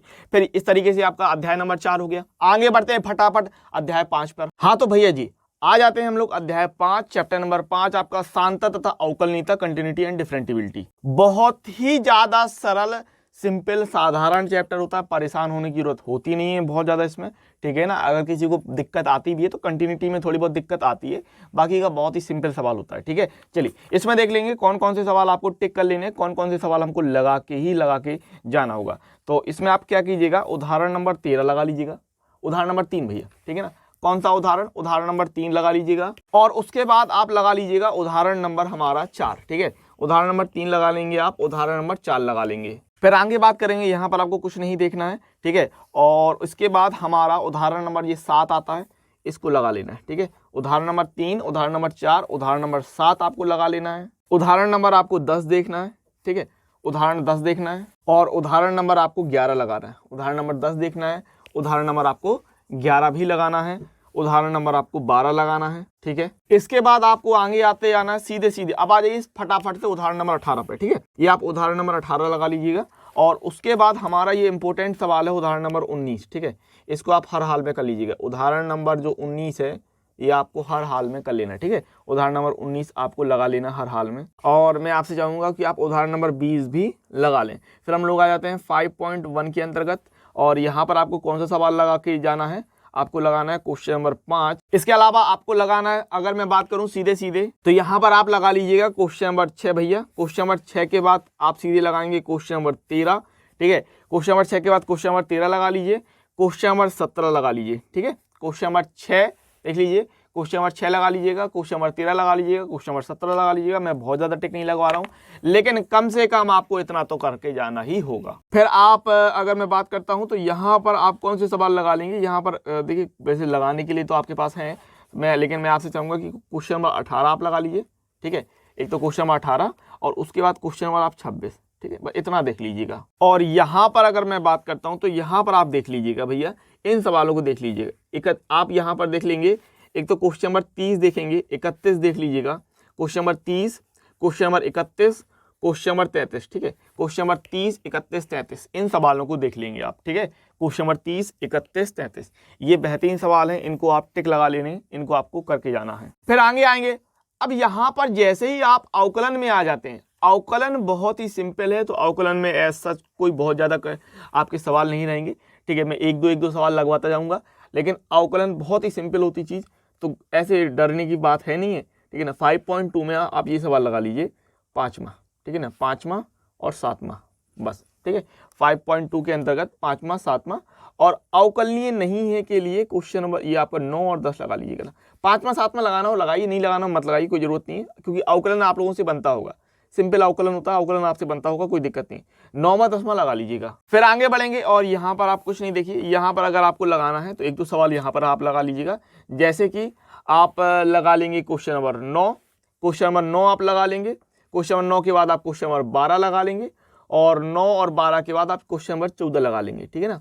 9, 12, 14 क्वेश्चन नंबर 9, 12, 14 5.3 में आप कौन सा क्वेश्चन नंबर 9, 12, 14 ये 3 सवाल लगा लीजिएगा बस। फिर आ जाते हैं, आपसे कह रहा है चरघातांकीय तथा लघुगणकीय फलन, और यहाँ पर अगर मैं बात करूँ तो 5.4 के अंतर्गत आप कौन सा सवाल लगा सकते हैं। 5.4 के अंतर्गत मैं आपसे कहूँ तो ऐसा कोई कठिन चीज़ नहीं है। देखिए अवकलन बहुत ही सरल होता है, अवकलन हद से ज़्यादा सरल होता है, क्योंकि एक चैन रूल काम करता है, श्रृंखला नियम, और उसके आधार पर आप लगा सकते हैं। यहाँ पर अगर आपको देखना है, कोई भी एक दो सवाल देखना है तो देख लीजिएगा, जैसे मैं टिक नहीं लगवा रहा हूँ, लगाने की कोई ज़रूरत नहीं है, ठीक है ना। यहाँ पर देखना है तो देख लीजिए, मैं नहीं लगवा रहा हूँ, आप कर लीजिएगा, ठीक है। बाकी का अगर मैं बात करूँ तो यहाँ पर आप उदाहरण नंबर 30 कर लीजिएगा, ठीक है ना। उदाहरण नंबर 30 मैं 5.4 में एक भी टिक नहीं लगवा रहा हूँ, क्योंकि मुझे नहीं लगता ये सारे सवाल आपके सिंपल हैं, आपसे हर एक से बन जाएंगे अगर ना भी करें, ठीक है। अवकलन तो बनना ही बनना चाहिए, तो उदाहरण नंबर 30 कर लीजिएगा आप। इसके बाद आप लगा लेंगे उदाहरण नंबर 33 भैया, ठीक है। उदाहरण नंबर 30 के बाद आप लगा लेंगे उदाहरण नंबर 33, और फिर आ जाएंगे आप सीधे 5.5 के अंतर्गत, ठीक है। 5.5 में भैया बहुत अच्छे सवाल दिए, इंपॉर्टेंट सवाल दिए, और इसमें आप कौन से सवाल लगा लेंगे। देखिए आपको लगा लेना है क्वेश्चन नंबर 9, ठीक है, आपको लगा लेना है क्वेश्चन नंबर 9। क्वेश्चन नंबर 9 के बाद आपको लगाना है क्वेश्चन नंबर 12, ठीक है, इतना पर्याप्त रहेगा। क्वेश्चन नंबर 9 लगा लीजिए, क्वेश्चन नंबर 12 लगा लीजिए, क्योंकि सारे ही सवाल एक ही टॉपिक पे हैं। 5.5 में आप क्वेश्चन नंबर 9 और 12 लगा लेना बस। आगे बढ़ते हैं और आगे आप बढ़ जाइए, पेज नंबर हमारा आ गया 196, और 196 के अंतर्गत आपका उदाहरण नंबर 35 मोस्ट इंपोर्टेंट है, ठीक है। ये आपका जो है वो मोस्ट इंपोर्टेंट है, ठीक है, इसको कर लीजिएगा बढ़िया तरीके से। उदाहरण नंबर 35 और उदाहरण नंबर 37 लगा लीजिएगा, उदाहरण नंबर 35, उदाहरण नंबर 37, और आप आ जाएंगे फटाफट से 5.6 के अंतर्गत। तो 5.6 के अंतर्गत आपको कौन सा सवाल लगा लेना, देखिए आपको लगाना है पहला, ठीक है, आपको लगा लेना है पहला, और आपको कर लेना है 7वां, ठीक है, 8वां और 11, ठीक है, पहला 7वां 8वां और 11। 5.6 के अंतर्गत आप इतना कर लीजिएगा। अब आपसे कह रहा भैया द्वितीय कोटि का अवकलज सेकंड ऑर्डर डेरिवेटिव, तो सेकंड ऑर्डर डेरिवेटिव क्या है, कुछ नहीं है, एक बार अवकलन करते हैं, फिर एक बार और अवकलन करते हैं, 2 बार अवकलन कर देते हैं, उसमें कौन सी बड़ी बात है, कोई दिक्कत नहीं। यहाँ पर आपको क्या देख लेना, उदाहरण नंबर 39 आपको कर लेना है, उदाहरण नंबर 39 कर लीजिएगा, उदाहरण नंबर 40 करना हो तो कर लीजिएगा, ठीक है ना। उदाहरण नंबर 39 कर लेंगे। यहाँ पर आपका ये इंपॉर्टेंट है, उदाहरण नंबर 41 मोस्ट इंपॉर्टेंट है, कर लीजिएगा बढ़िया तरीके से, ठीक है ना, मोस्ट इंपॉर्टेंट है उदाहरण नंबर 41, ये जरूर कर लेंगे। 5.7 की हम लोग बात कर लेते हैं। 5.7 में आपको यहाँ कुछ करने की खास जरूरत नहीं है। अब यहाँ आ जाइए, इसमें आपको कौन सा सवाल लगाना है, एक तो आपको लगाना है 12वां सवाल, ठीक है, ये 12वां लगाएंगे। 12वां लगाने के बाद आप लगा लीजिए, 12वां के बाद आप लगा लीजिए 14वां, ठीक है, 12 और 14 लगा लेंगे बस। और ये आपको यूपी बोर्ड में पढ़ना नहीं है, मीन वैल्यू थ्योरम मध्यमान प्रमेय ये नहीं पढ़ना है, जिसके अंतर्गत आपका रोले वाली प्रमेय आती है, लैंग्राज वाली प्रमेय आती है, तो ये आपको बिल्कुल नहीं पढ़ना है। और आपका यूपी बोर्ड में 5.8 से कुछ भी नहीं आना है, तो आपको 5.8 भी बिल्कुल नहीं देखनी है, ठीक है ना। 5.8 लैंग्राज और ये आपका रोले बिल्कुल नहीं देखना है। विविध उदाहरण पर बात कर लेते हैं। विविध उदाहरण में भी अगर मैं बात करूं तो एज सच कोई सवाल ऐसा नहीं है, लेकिन मैं आपसे चाहूंगा क्योंकि इस सवाल में आप लोग फंस सकते हैं, ये आने के कोई चांसेस नहीं है सवाल को, इस सवाल में आने के चांसेस नहीं है। Log base of 7 log chance नहीं है, लेकिन मैं आपसे कहूँगा क्योंकि बहुत सारे लोग फंस जाएंगे ना, तो बस इसको देख लीजिएगा, इसको करने का तरीका देख लीजिएगा। लॉग बेस ऑफ 7 दिया है, ठीक है ना, बेस ऑफ 10 नहीं दिया, ठीक है, या फिर ई नहीं दिया है, इसलिए मैं कह रहा हूँ इसको आप देख लीजिएगा, बस तरीका क्या है, इंपॉर्टेंट नहीं है कुछ सवाल ये। फिर आगे बढ़ जाएंगे और यहाँ पर आपको कौन से सवाल देख लेने हैं ये आप समझ लीजिए। यहाँ पर हम लोग उदाहरण नंबर 47 कर लेंगे, ठीक है ना, उदाहरण नंबर 47 लगा लेंगे और उदाहरण नंबर 48 लगा लेंगे, ठीक है, उदाहरण नंबर 47 लगा लेंगे और उदाहरण नंबर 48 लगा लेंगे। फिर आ जाते हैं विविध प्रश्नावली पर, जिसमें आपके मोस्ट इंपोर्टेंट सवाल जो है वो आपको करना है, 13 क्वेश्चन नंबर 13 और आपको करना है क्वेश्चन नंबर 14, ठीक है ना।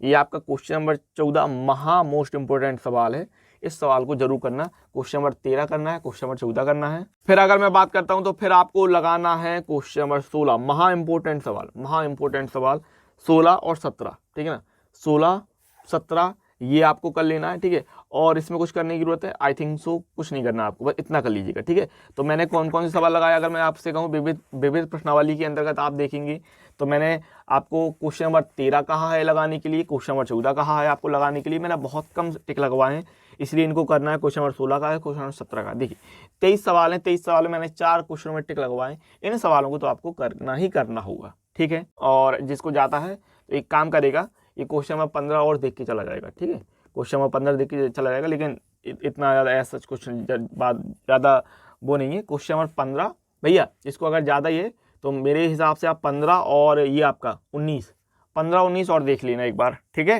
बाकी के बनाने टिक लगवा दिए। अब आगे बढ़ जाते हैं और जो आपकी बुक 1 है, बुक 1 का ये आपका अध्याय 6 अंतिम अध्याय होने वाला है, क्योंकि बुक 1 में भाग 1 में 6 अध्याय हैं।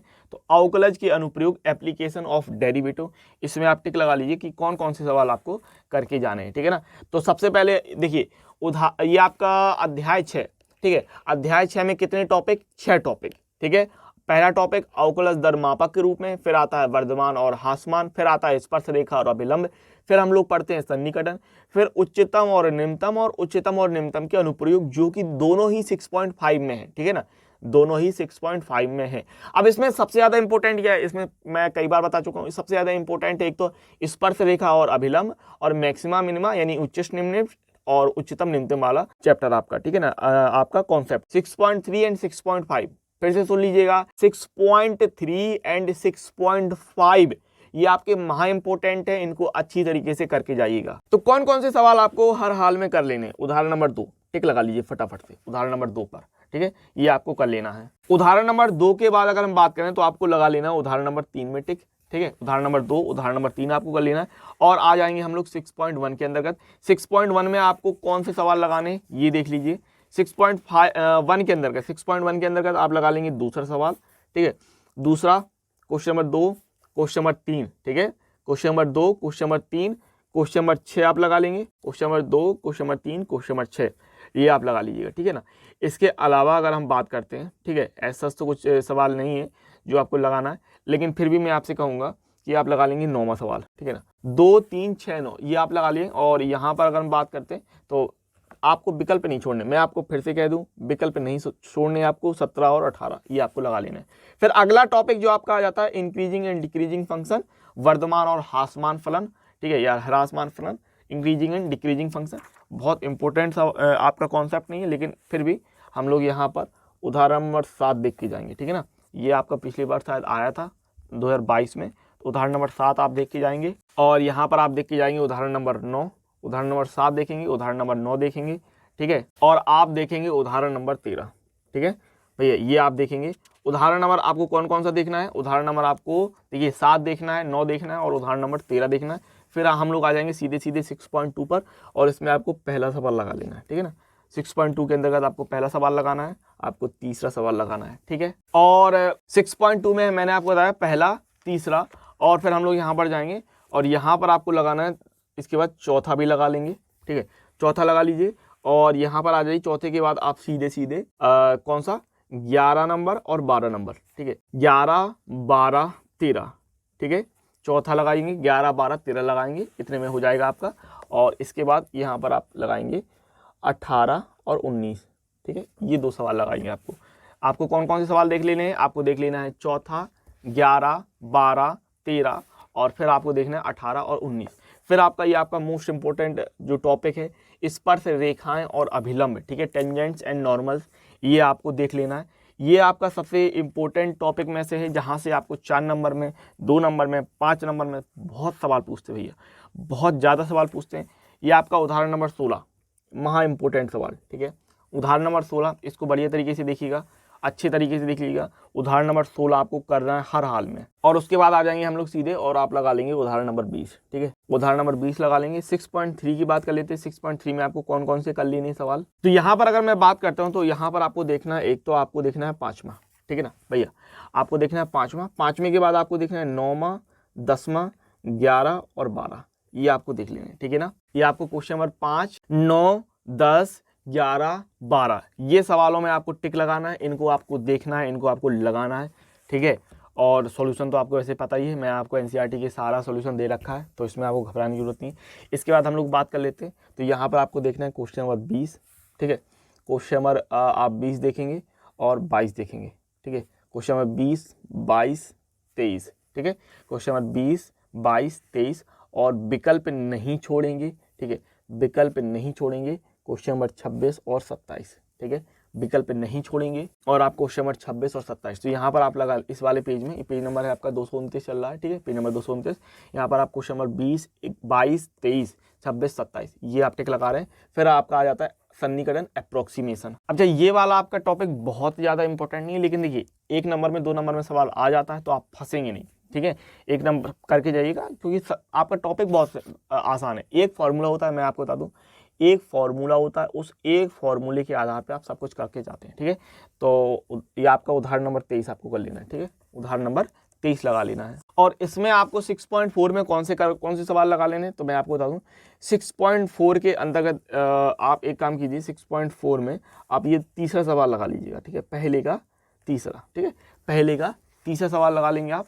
और यहाँ पर अगर मैं बात करता हूँ तो आप दूसरा सवाल लगा लेंगे, पहले का तीसरा लगा लेना है, दूसरा लगा लेना है। और इसके बाद हम लोग बात कर लें तो आपको सीधे ये विकल्प वाला 8वां और 9वां लगा लेना है, बस, ठीक है। तो ये आपका 6.4 हो जाएगा। फिर आ जाते हैं हम लोग मैक्सिमा और मिनिमा पर, उच्चतम और निम्नतम पर, महा इंपॉर्टेंट टॉपिक, ये आपको बढ़िया तरीके से देख के जाना है। यहाँ से आपके 5 नंबर में सवाल बनते ही बनते हैं, ठीक है ना। तो आप आ जाएंगे सीधे पेज नंबर आप 240 निकाल लीजिए, और 240 पेज नंबर के अंतर्गत आप देखेंगे ये आप उदाहरण नंबर 30 लगा लीजिएगा भैया, ठीक है। उदाहरण नंबर कौन सा लगा लेना है आपको, उदाहरण नंबर 30 आपको लगा लेना है, ठीक है। इसके बाद आपको उदाहरण नंबर 30 के बाद उदाहरण नंबर 32 लगा लेना है, ठीक है। तो उदाहरण नंबर 30 लगा लीजिएगा, उदाहरण नंबर 32 लगा लीजिएगा, उदाहरण नंबर आप 33 भी कर सकते हैं, बाकी का इतना ठीक है, 30 लगा लीजिए, 32 लगा लीजिए, ठीक है। और फिर हमारा आ जाता है उदाहरण नंबर 34, आपका एक बहुत अच्छा सवाल है उदाहरण नंबर 34, हर हाल में देख के जाइएगा, हर हाल में करके जाइएगा इस सवाल को। फिर भैया ये आपका उदाहरण नंबर 38 आ जाइए, पेज नंबर 245 है, ठीक है, पेज नंबर 245 है, आ जाइए उदाहरण नंबर 38, ठीक है ना, 38, इसको आप टिक लगा लीजिए, इसको आपको कर लेना है सवाल को। अब आ जाएंगे 6.5 के अंतर्गत, और 6.5 के अंतर्गत अगर मैं बात करता हूँ तो यहाँ पर आपको कौन से सवाल लगा लें, ठीक है। तो आई थिंक सो यहाँ पर आप लगा लीजिएगा ये आप 9वां सवाल, ठीक है ना, एक 8वां और एक 9वां। 6.5 की मैं बात कर रहा हूँ, पेज नंबर 249 है। 6.5 में आप सीधे सीधे लगाइए क्वेश्चन नंबर 8 और 9, ठीक है, 8 और 9 ये आप लगाएंगे। फिर आगे आ जाएंगे पेज नंबर 250 पर, यहाँ पर आपको कौन से सवाल लगाना है भैया, क्वेश्चन नंबर आप 10 लगाएंगे, ठीक है ना, क्वेश्चन नंबर 10 लगाएंगे। क्वेश्चन नंबर 10 लगाने के बाद आप लगाएंगे question number 14, question number 10, question number 14 आप लगा लेंगे, ठीक है। और यहाँ पर आपको लगाना है क्वेश्चन नंबर 19, ठीक है, क्वेश्चन नंबर 10, 14 और क्वेश्चन नंबर 19 लगाएंगे, क्वेश्चन नंबर 20 आप लगा लेंगे, ठीक है ना। और भैया मोस्ट इंपोर्टेंट सवाल, सबसे ज्यादा महत्वपूर्ण सवाल, इनको बिल्कुल भी नहीं छोड़िएगा, 23, 24, 25, ठीक है, 23, 24, 25 और ये 26, ठीक है ना। ये आप सवाल हर हाल में लगा लीजिएगा, जितने भी मैंने 6.5 के लिए उदाहरण में और प्रश्नावली में टिक लगवाए हैं इनको कर लीजिएगा हर हाल में। और जैसे मैंने आपसे कहा विकल्प आप एक भी नहीं छोड़ेंगे एनसीईआरटी के, 27, 28, 29, ठीक है। तो इनको आप लगा लेंगे। तो देखो जहाँ पर टिक ज़्यादा लगेंगी वहाँ पर आपको टिक ज़्यादा लगाने ही लगाएंगे, उनको आपको सवालों को देखना ही देखना है। अब आप कहेंगे इतना भी ना पढ़ें तो इतना भी ना पढ़ें तो फिर कुछ नहीं हो पाएगा, ठीक है ना। इतना तो पढ़ना ही पड़ेगा जितने मैं टिक लगा रहा हूँ आपके। और विविध उदाहरण की बात कर लेते हैं, जहाँ पर आप पढ़ के जाएंगे उदाहरण नंबर 43, ठीक है ना, इसको आप लगाएंगे। उदाहरण नंबर 45 आप करेंगे, उदाहरण नंबर 43 करेंगे, उदाहरण नंबर 45 आप कर लेंगे। उदाहरण नंबर आप 46 लगाएंगे, ठीक है। उदाहरण नंबर 46 आप करेंगे और भैया सीधे आ जाएंगे विविध प्रश्नावली पर, ठीक है। विविध प्रश्नावली पर आ जाएंगे और यहाँ पर आपको महा इंपॉर्टेंट सवाल ये दे दिया, मोस्ट इंपॉर्टेंट सवाल दे दिया भैया, ठीक है। मोस्ट इंपॉर्टेंट सवाल है ये आपका, मोस्ट इंपॉर्टेंट क्वेश्चन नंबर 2, ठीक है। क्वेश्चन नंबर 2 हर हाल में आपको लगा के ही जाना होगा, अच्छी तरीके से देख के जाइएगा, बहुत ही ज़्यादा इंपॉर्टेंट है क्वेश्चन नंबर आपका 2, ठीक है। तो इसको लगा लीजिएगा। इसके बाद अगर मैं बात करता हूँ तो आपको लगा लेना है क्वेश्चन नंबर 15, ठीक है। क्वेश्चन नंबर 15 आपको लगाना है। क्वेश्चन नंबर 15 के बाद आपको लगाना है 17 और 18, ठीक है। 15, 17, 18, फिर बहुविकल्पी सवाल तो छोड़ेंगे नहीं। 19 से 24 कह रहे हैं ना, ये 19 से 24 5 सवाल कह रहा है, तो इनको आपको नहीं छोड़ना है। 19 के बाद आप ये 20, 21, 22, 23, 24 बहुविकल्पी तो छोड़ेंगे नहीं। तो इस तरीके से भैया मेरे ये आपका निपट गया है, आपकी जो अध्याय 6 है वो पूरी तरीके से हो गया। यानी बुक 1 में हमने टिक लगा लिए शानदार तरीके से, इतने कर लेंगे तो जिसने साल भर कुछ नहीं पढ़ा बुक 1 से, इसके लिए आपके लिए संजीवनी हो जाएगा। ये आपके जो टिक हैं ये संजीवनी की तरह काम करेंगे, आप जिंदा हो जाओगे मैथ में। तो इतना तो करके ही आपको जाना ही होगा, ठीक है। 2 दिन का समय है, पर्याप्त समय है, बेहतरीन तरीके से लगाइएगा। मैंने आपको वीडियो दे रखे हैं, देखिए, लगाइए, करिए, समझिए और शानदार तरीके से नंबर लाइए, ठीक है। अब आ जाते हैं भैया हमारा भाग 2, ठीक है ना, बुक 2, जो कि बहुत सारे लोगों के लिए एक डरावना सपने की तरह होता है भैया। बहुत बहुत डर लगता है क्योंकि इसमें बहुत कुछ है, समाकलन है, फिर अवकल समीकरण है, सदिश है, बहुत प्रायिकता है। बहुत सारे लोगों को इस बुक से डर लगता है, लेकिन डरने की कोई बात नहीं होती तब जब आप अगर मैथ से प्यार करते हैं। चलिए आगे बढ़ेंगे। यहाँ पर आपको कौन कौन से सवाल लगा लेने हैं, तो सबसे पहले हम लोग बात कर लेते हैं समाकलन की, इंटीग्रल्स, ठीक है ना। समाकलन, इंटीग्रल्स, इंटीग्रेशन विधि जो कहलाती है वो समाकलन विधि कहलाती है, यानी इंटीग्रेशन कहलाता है। इसमें कौन कौन से सवाल बहुत चुन चुन के देखेंगे, ठीक है, बहुत चुन चुन के, और कौन कौन से सवाल आपको हर हाल में करने ही करने हैं उस पर हम लोग बात करेंगे, ठीक है ना। कौन कौन से सवाल आपको हर हाल में कर लेने हैं। देखिए ये छोटे छोटे सवाल होते हैं जिनमें आपको कोई परेशानी होती नहीं। इसमें आप क्या कीजिएगा, उदाहरण नंबर 3 देख रहे हैं ना, आ जाइए। पेज नंबर आपका ये दिख रहा है 312, ठीक है ना, पेज नंबर आपको दिख रहा होगा 312, जिसमें अगर मैं बात करता हूँ उदाहरण नंबर 3 का ये दूसरा सवाल आपको लगा लेना है, ठीक है ना। उदाहरण नंबर 3 का दूसरा सवाल आपको लगा लेना है। अब देखिए ये सवाल बहुत ही सिंपल है, साधारण, इनमें आपको बहुत ज़्यादा दिक्कत नहीं होती। तो 7.1 के अंतर्गत में यहाँ से कोई बहुत ज़्यादा सवाल लगवाने की जरूरत नहीं है, लेकिन मैं आपसे कहूँगी आप लगा लेना क्वेश्चन नंबर 18, ठीक है ना, ये 18वां नंबर लगा लेना, ठीक है। 7.1 में आप 18 लगा लीजिएगा, पर पर्याप्त रहेगा। वैसे 10 भी देख सकते हो देखने के लिए, लेकिन ये आप 18वां लगा लीजिएगा, पर्याप्त रहेगा। 7.1 में इतना कर लीजिएगा, ठीक है। और विकल्प आपको नहीं छोड़ना है, तो 21 और 22, 18, 21, 22, 7.1 में मैंने इतना ही लगवाया, देख लीजिए, ठीक है ना, 18, 21, 22। फिर आ जाएंगे यहाँ पर और आपको लगा लेना है उदाहरण नंबर 5 का तीसरा सवाल। 5 का कौन सा, तीसरा सवाल। उदाहरण नंबर 5 का तीसरा सवाल देखेंगे और उदाहरण नंबर 6 का हम लोग दूसरा सवाल देखेंगे। पहला सवाल भी देख लेंगे, उदाहरण नंबर 6 का आप पहला, मेरे हिसाब से आप पूरा देखिए, उदाहरण नंबर 6 पूरा देखिए, उदाहरण नंबर 6 पूरा देखिए, पहला भी देख लीजिए, पहला भी लगाएंगे, दूसरा भी लगाएंगे, तीसरा भी लगाएंगे, ठीक है। उदाहरण नंबर 6 के तीनों सवाल आप लगा लीजिएगा। अब आ जाते हैं भैया 7.2 के अंतर्गत। 7.2 में हमें कौन सा सवाल लगा लेना है भैया, कौन सा सवाल आपके लिए इंपॉर्टेंट साबित हो सकता है, कौन सा सवाल आपको करके जाना है। तो देखिए सारे सवाल अच्छे हैं, ऐसे कुछ कठिन चीज नहीं है, लेकिन फिर भी अगर मैं बात कहूँ तो आप देख लीजिएगा, एक तो 19वां और एक 20वां, ठीक है ना। 19 देख सकते हैं और 20 देख सकते हैं, इनको आपको देख लेना है और लगा लेना है, ठीक है। देखना और लगाने मतलब ये है कि आप बिल्कुल लगा के जाएं, ठीक है। कौन सा, 19वां और 20वां। फिर यहाँ पर आपको देखना है क्वेश्चन नंबर आपका 37 है, ये आपको देखना है। और भैया विकल्प नहीं छोड़ने हमको बिल्कुल भी, 38 और 39, ठीक है ना।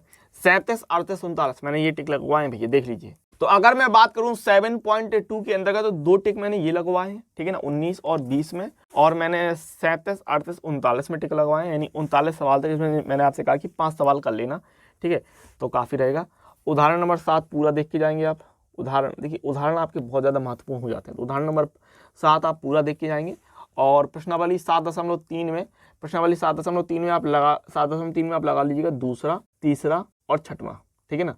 7.3 में दूसरा, तीसरा और छठवां ये आप लगा लेंगे, ठीक है ना, प्रश्नावली 7.3 के अंतर्गत। फिर आ जाएंगे और आप सीधे सीधे इन सवालों को लगाएंगे। आप ये सवाल देख लीजिएगा, एक तो आप देखेंगे 22वां, फिर विकल्प नहीं छोड़ने, 22, 23, 24, ठीक है, ये सवाल आप लगा लीजिएगा, ठीक है, इन सवालों को। और फिर आ जाते, देखिए ये फॉर्मूले आपके भैया बहुत ही ज़्यादा महत्वपूर्ण फॉर्मूले होते हैं। इन फॉर्मूलों को बिल्कुल शानदार तरीके से तैयार कर लीजिएगा, ठीक है ना, कोई भी कंजूसी मत कीजिएगा फॉर्मूले को तैयार करने में। तो ये सारे आपके फॉर्मूले देख रहे हैं ना, इन फॉर्मूलों को आपको अच्छी तरीके से देख लेना है। और मेरे हिसाब से अगर इनका निगमन भी देख पाओ तो इनका आप निगमन, इनका डेरिवेशन भी आप देख लीजिएगा, ठीक है ना। बाकी के ये फॉर्मूले तो आपको याद रखने होंगे, ठीक है। आगे बढ़ जाते हैं और यहाँ पर आपको कौन से सवालों को देख लेना है, फटाफट से टिक लगा लेंगे। और इसमें हम लोग करेंगे, अगर मैं बात करूँ वैसे उदाहरण आप पूरे देखेंगे, उदाहरण आप पूरा देखिए, उदाहरण नंबर 9 भी आप पूरा देखिए, उदाहरण मत छोड़िए, मैं आपसे कहूँ उदाहरण मत छोड़िएगा। उदाहरण नंबर 9 पूरा देखिएगा, 10 में आप लगा लीजिए पूरा, उदाहरण नंबर 10 आप पूरा लगा लीजिए, ठीक है ना। उदाहरण नंबर 9 आप पूरा लगाएंगे, उदाहरण नंबर 9 में 3 सवाल थे, उदाहरण नंबर 10 आप पूरा लगाएंगे, उदाहरण नंबर 10 में आपके 2 सवाल थे। 7.4 में आ जाएंगे फटाफट से। अब 7.4 के अंतर्गत आप कौन से सवाल लगाएंगे एज सच, तो मैं आपसे कहूँगा कि आप लगा लीजिए 7.4 के अंतर्गत 15वां, फिर आप लगा लीजिए 23वां, ठीक है। मैं जो टिक करवा रहा हूँ आपके लिए, इनको आपको लगाना है, ठीक है, लगाना है कॉपी में भैया। 7.4 में 15वां, 23वां और फिर हम लोग विकल्प की बात कर लेंगे 24 और 25, ठीक है। तो 25 सवाल थे जिसमें मैंने 2 टिक यहाँ लगवा दिए, 2 टिक यहाँ लगवा दिए, तो 25 सवाल में मैंने 4 टिक लगवाए, इनको आप देख लीजिएगा। फिर आ जाते हैं आंशिक भिन्नों द्वारा समाकलन, जिसमें हम लोग बढ़े और आपको बढ़ते हुए आ जाना है आगे। यहाँ पर आप देखेंगे पेज नंबर 336 और पेज नंबर 336 में आप देखेंगे उदाहरण नंबर 14, ठीक है। तो ये उदाहरण नंबर 14 आपको लगा लेना भैया, ठीक है, इसमें टिक लगा लीजिए फटाफट से, इस सवाल को लगाना ही लगाना है, ठीक है ना। उदाहरण नंबर 14 और उसके बाद उदाहरण नंबर 16 भैया, उदाहरण नंबर 14, उदाहरण नंबर 16 ये टिक लगाएंगे फटाफट से और आ जाएंगे 7.5 के अंतर्गत। अब 7.5 में हमको कौन सा सवाल लगा लेना है, ठीक है, तो इसमें आप लगाएंगे क्वेश्चन नंबर 9, ठीक है, क्वेश्चन नंबर 9 लगाएंगे आप। क्वेश्चन नंबर 9 लगाने के बाद ऐसा देखिए सारे सवाल अच्छे हैं, कोई दिक्कत नहीं। 9 के बाद आप 18 लगा लीजिएगा, 9 लगाएंगे, 18 लगाएंगे, फिर विकल्प में आ जाएंगे 22 में, ठीक है। 7.5 के अंतर्गत आप कौन सा सवाल देख रहे हैं, 9वां, 18वां, आप लगाएंगे 22 नंबर और 22 नंबर लगाने के बाद आप लगाएंगे 23 नंबर, ठीक है। ये आप टिक लगाएंगे, इनको आपको कर लेना है। खंडसा समाकलन की बात कर लेते हैं, खंडसा समाकलन की बात कर लेते हैं। खंडसा समाकलन में इंटीग्रेशन बाय पार्ट्स में आप देखेंगे उदाहरण नंबर 17, ठीक है ना। मेरा आप एक सुझाव याद रखिए, समाकलन के जितने भी उदाहरण है ना इनको करके जाइएगा, समाकलन के जितने उदाहरण है एग्जाम्पल इनको कर लीजिएगा भैया, ये मेरा सुझाव है, इनको आपको कर लेना है, ठीक है ना। उदाहरण नंबर 18, ठीक है, उदाहरण नंबर 19 क्लियर है। इसके बाद यहाँ पर अगर मैं बात करता हूँ तो उदाहरण नंबर 21, ठीक है, ये उदाहरण आप हर हाल में देख लीजिएगा, इसके जितने भी उदाहरण दिए अच्छे से देख के जाइएगा। 7.6 की अगर हम बात करते हैं तो कौन सा सवाल आपको लगा लेना है, तो इसमें आप लगा लेंगे, सीधे आ जाइए, कुछ नहीं आप तो सीधे आ जाइए 22वां, 23वां और 24 में, ठीक है ना, 22, 23, 24 इन सवालों को।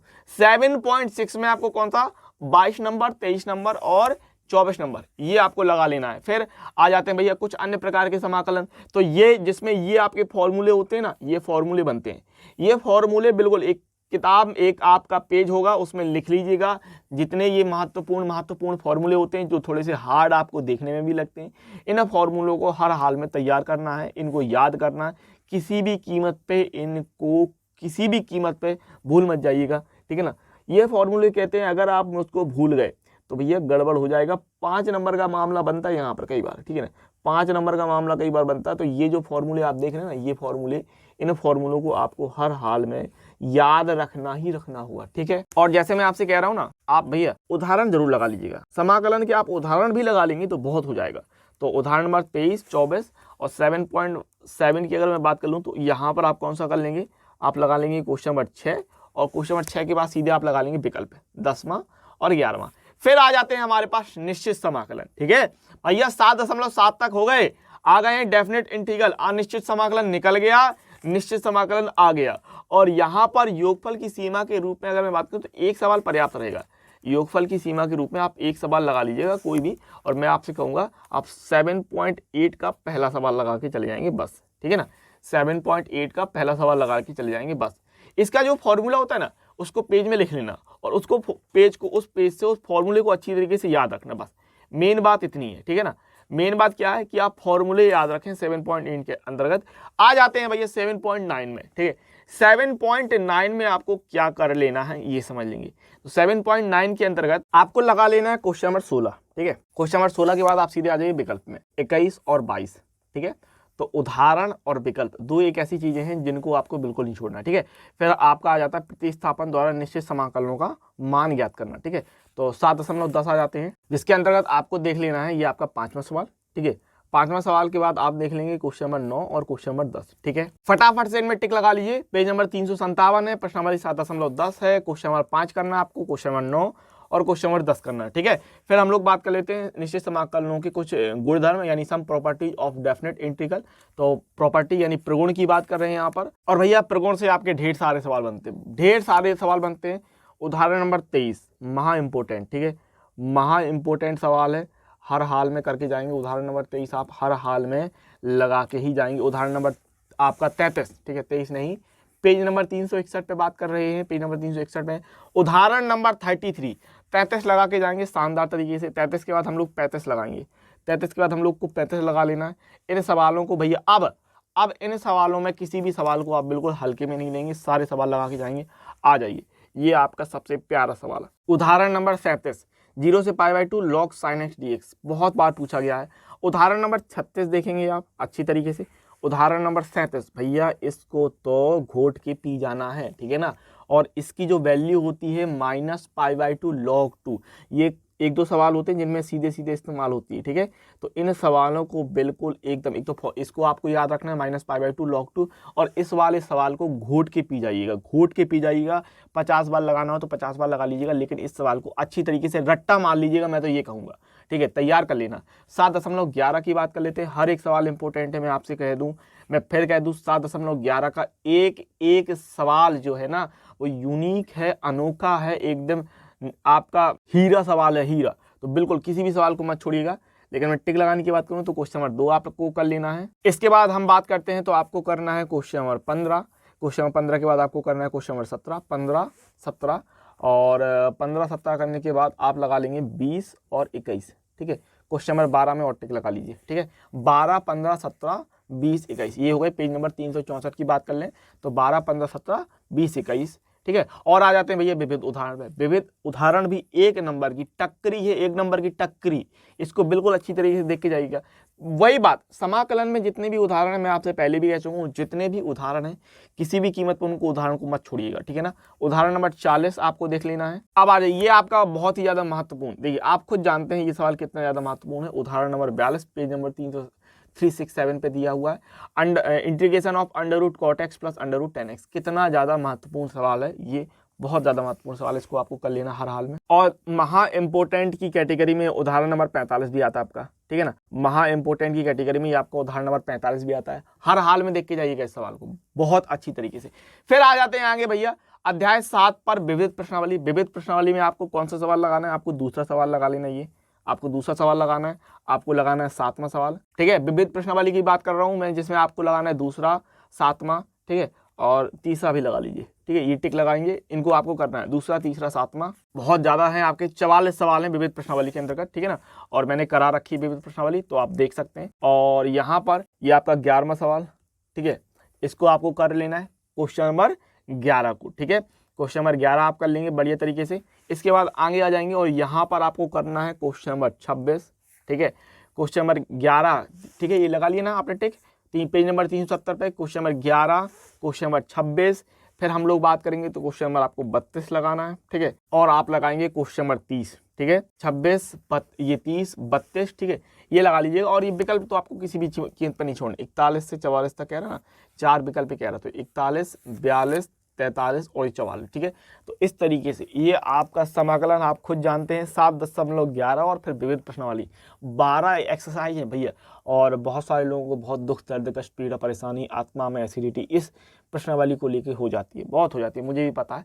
लेकिन फिर भी इन सवालों को लगा लेंगे तो पर्याप्त रहेगा, इतना तो करके जाएंगे ही जाएंगे 2 दिन के अंदर, ठीक है ना। अब आगे आ जाएंगे भैया आपका अध्याय नंबर 8 समाकलन के अनुप्रयोग, ठीक है। जहां से आपको यहां से अगर मैं बात करूं तो 5 नंबर के एक सवाल बनने की या फिर 8 नंबर का भी सवाल कभी कभी बन जाता है, बनने के पूरे चांसेस रहते हैं, ठीक है। तो आपको कौन से सवाल देख लेना, ये आप आ जाएंगे पेज नंबर 379 पर, ठीक है।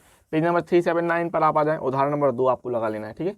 पेज नंबर 379 पर आ जाए, उदाहरण नंबर 2 आप लगा लेंगे, ठीक है। उदाहरण नंबर 2 के बाद उदाहरण नंबर 3 आपको देखना है, ठीक है। उदाहरण नहीं छोड़ने, उदाहरण नंबर 2, 3 और 4, ठीक है ना, उदाहरण नहीं छोड़ने बिल्कुल किसी कीमत पे।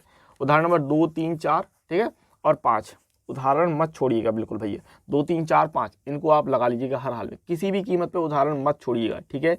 आगे बढ़ जाते हैं और यहाँ पर आपको सवाल कौन सा लगा लेना है, देखिए एक तो आपको लगा लेना 8.1 की मैं बात करूँ, पेज नंबर 383 पे आ गए, 8.1 की मैं बात कर रहा हूँ, तो यहाँ पर आपको लगा लेना पहला सवाल, ठीक है ना। पहला सवाल लगा लेना है, वैसे अगर मैं बात करूँ तो पहला, दूसरा, तीसरा भी इंपॉर्टेंट है, लेकिन पहला सवाल लगा लीजिए। पहले के बाद छठवां लगाएंगे, ठीक है ना। पहला आपका क्वेश्चन नंबर 6 लगाएंगे आप, इसके बाद हम लोग बात करते हैं तो क्वेश्चन नंबर 6 के बाद क्वेश्चन नंबर आप 8 लगाएंगे, ठीक है। और क्वेश्चन नंबर 8 के बाद अब यहाँ पर हम लोग लगाएंगे 11वां, 12 और 13, ठीक है ना। इतना आप लगा लेंगे, चाहे क्वेश्चन नंबर 8 मत लगाइएगा, लेकिन 8.1 में आप लगा लेंगे पहला, छठवां। 8 लगाना हो तो लगाइए, नहीं लगाना हो मत लगाइए, कोई जरूरत नहीं है। इसके बाद हम लोग आएंगे 11, 12, 13 पे, ठीक है। फिर आ जाता है आपका 2 वक्रों के मध्यवर्ती क्षेत्र का क्षेत्रफल, ये आप देखेंगे अच्छी तरीके से। तो यहाँ पर आपको कौन कौन सा सवाल लगाना है, देखिए ये आपका ये वाला है उदाहरण नंबर 6, ठीक है। उदाहरण नंबर 6 हर हाल में लगाना है। उदाहरण नंबर 7, उदाहरण नहीं छोड़ने भैया, उदाहरण नहीं छोड़ने। उदाहरण नंबर 6 टिक लगाइए फटाफट से। उदाहरण नंबर आपका 7 शानदार तरीके से, ठीक है। और इसमें आपका उदाहरण नंबर 9, उदाहरण नहीं छोड़ने किसी भी कीमत पर। उदाहरण नंबर 9, ठीक है। उदाहरण नंबर 10, उदाहरण मत छोड़िएगा, इसके उदाहरण ही आपके पर्याप्त रहेंगे, ठीक है। इतना कर लेना है। और यहाँ पर अगर हम बात करें तो 8.2 में आप कर लेंगे ये 6वां और 7वां विकल्प है, बस, ठीक है। विविध उदाहरण में उदाहरण नहीं छोड़ना है। उदाहरण नंबर 11, ठीक है, मोस्ट इंपोर्टेंट लगा लीजिए इसको, उदाहरण नंबर 11 को मोस्ट इंपोर्टेंट लगा लीजिए, ठीक है। इसके बाद ये आ जाता है आपका उदाहरण नंबर 12 मोस्ट इंपोर्टेंट। उदाहरण नंबर 11, 12 उदाहरण तो मैं आपसे कहूंगा कि आप सारे लगा लीजिए, 15 उदाहरण है, ठीक है ना। गिनती से 1 से लेके 15 तक ये 15 सवाल आपको उदाहरण तो आपको हर हाल में लगा के जाना है, ठीक है। इनको आपको अच्छी तरीके से देख लेना है, ठीक है। 14वां देख लेंगे। मैं आपको फिर से बता दूं, 15वां छोड़ दीजिएगा, छोड़ना है, देखना है। एक ही तो उदाहरण बता, 2 उदाहरण छोड़ा है मैंने, 15 उदाहरण थे ना। चैप्टर नंबर 8 में 15 उदाहरण है, पहला छुटवा आपका कहा कि पहला छोड़ दीजिए और 15वां छोड़ दीजिए आखिरी, ठीक है। बाकी सब लगा लीजिए, देखिए इंपॉर्टेंट है तभी मैं कहूँगा, ठीक है, महत्वपूर्ण है, इनको आप कर लीजिएगा। बाकी का अगर मैं बात करता हूँ विविध प्रश्नावली की, तो विविध प्रश्नावली के अंतर्गत आपको कौन सा सवाल लगा लेना है। विविध प्रश्नावली में आपको अगर मैं बात करता हूँ तो आपको लगा लेना है 5वां, 6वां, ठीक है। 5वां, 6वां सवाल, ठीक है, ये आप 5वां लगा लीजिएगा, 6वां लगा लीजिएगा। इसके बाद हम लोग बात कर लें तो ये आप लगा लेंगे 16, 17, 18, 19, ठीक है। अब देखिए यहाँ पर अगर जब भी प्रश्नावली की बात होती है तो अब देखिए 19 सवाल थे जिसमें मैंने टिक कितने लगवा लिए, 6, लेकिन कहाँ पर पूर्ति हो गई, उदाहरण में पूर्ति हो गई। तो वही वाली बात रहती है कि अगर प्रश्नावली में 19 सवाल थे, मैंने टिक लगाए 6, ठीक है, जहाँ पर आप देख लें 16, 17, 18, 19 और 5 और 6, ठीक है। तो अब वही बात हो जाती है कि ये आप देख लें 5, 6, 16, 17, 18, 19, लेकिन पूर्ति कहाँ हो गई, विकल्प में, वो उदाहरण में, एग्जाम्पल में। तो 15 एग्जाम्पल हैं, 15 के 15 एग्जाम्पल लाइन से शानदार तरीके से कर लीजिएगा, ठीक है। अब आ जाते हैं हमारा भैया अध्याय 9 अवकल समीकरण डिफरेंशियल इक्वेशन। शानदार। मैं आपसे कह दूं कि बहुत सारे लोग कोटि और घात नहीं देखते, नहीं सीखते, नहीं समझते। फिर मैं आपसे कह दूं कोटि और घात आपको देख लेना है, वैसे आपको बनता है, लेकिन मैं आपसे एक बार याद दिला दूं कि अगर साइन dy/dx है, कॉस dy/dx है, लॉग dy/dx है, e की पावर y डैश, e की पावर y डैश क्या कहलाता है, e की पावर dy/dx, अगर इस तरीके से हो तो घात अपरिभाषित हो जाती है, याद रखिएगा। 9.1 में 9.1 के अंतर्गत आपको क्या कर लेना है, 9.1 के अंतर्गत आपको पहला सवाल देख लेना है, 9.1 के अंतर्गत आपको पहला सवाल देख लेना है, ठीक है ना, पहला सवाल देख लेना है। इसके बाद हमको देख लेना है 11 और 12, ठीक है, 11 और 12। फिर आ जाता है आपका अवकल समीकरण का व्यापक एवं विशिष्ट हल, जिसमें आपको देखना है उदाहरण नंबर 3, पेज नंबर है आपका 401, उदाहरण नंबर 3, ठीक है। 9.2 की बात कर लेते हैं तो 9.2 में देखिए उदाहरण नंबर 3 लगा लिया ना, तो बस उतना हो जाएगा, बाकी की अगर मैं बात करता हूँ 9.2 में आप कौन से सवाल लगा लेंगे, तो इसमें एक काम कर लेंगे आप कि आप लगा लीजिए कौन सा 10, 11, 12 ये लगा लीजिएगा, ठीक है। हाँ भाई इतना पर्याप्त रहेगा, इतना कर लीजिएगा 10, 11, 12। मैं आप आखिरी के 3 सवाल टिक लगवाएं, ठीक है ना। 9.2 की अगर मैं बात करता हूँ तो आखिरी के 3 सवालों में मैंने टिक लगवा दिए, 10, 11, 12 इतना देख लेंगे। दिए हुए व्यापक हल वाले अवकल समीकरण का आपका निर्माण की बात कर रहा है, तो इसको हम लोग देख लेते हैं। जहां पर आपको देखना है पेज नंबर 405 की अगर मैं बात करता हूँ तो उदाहरण नंबर 5 आपको देखना है, ठीक है। और आगे आ जाएंगे हम लोग 9.3 के अंतर्गत। 9.3 में आपको कौन सा लगा लेना है, तो 9.3 में अगर मैं बात करूँ देखो सवाल अच्छे हैं, ठीक है, और कोई दिक्कत नहीं इन सवालों में, लेकिन मैं आपसे कहूँगा कि आप लगा लीजिए भाई 5वां सवाल एक आप चौथा 5वां, ठीक है, चौथा लगा लेंगे, 5वां लगा लेंगे, चौथा 5वां, तीसरा भी लगा सकते हो आप, 3, 4, 5 लगा लीजिए, और लगा लेंगे 11वां, ठीक है, और 12वां, ठीक है। 3, 4, 5, 11, 12 ये आप लगा लेंगे किसके अंतर्गत, 9.3 के अंतर्गत, ठीक है।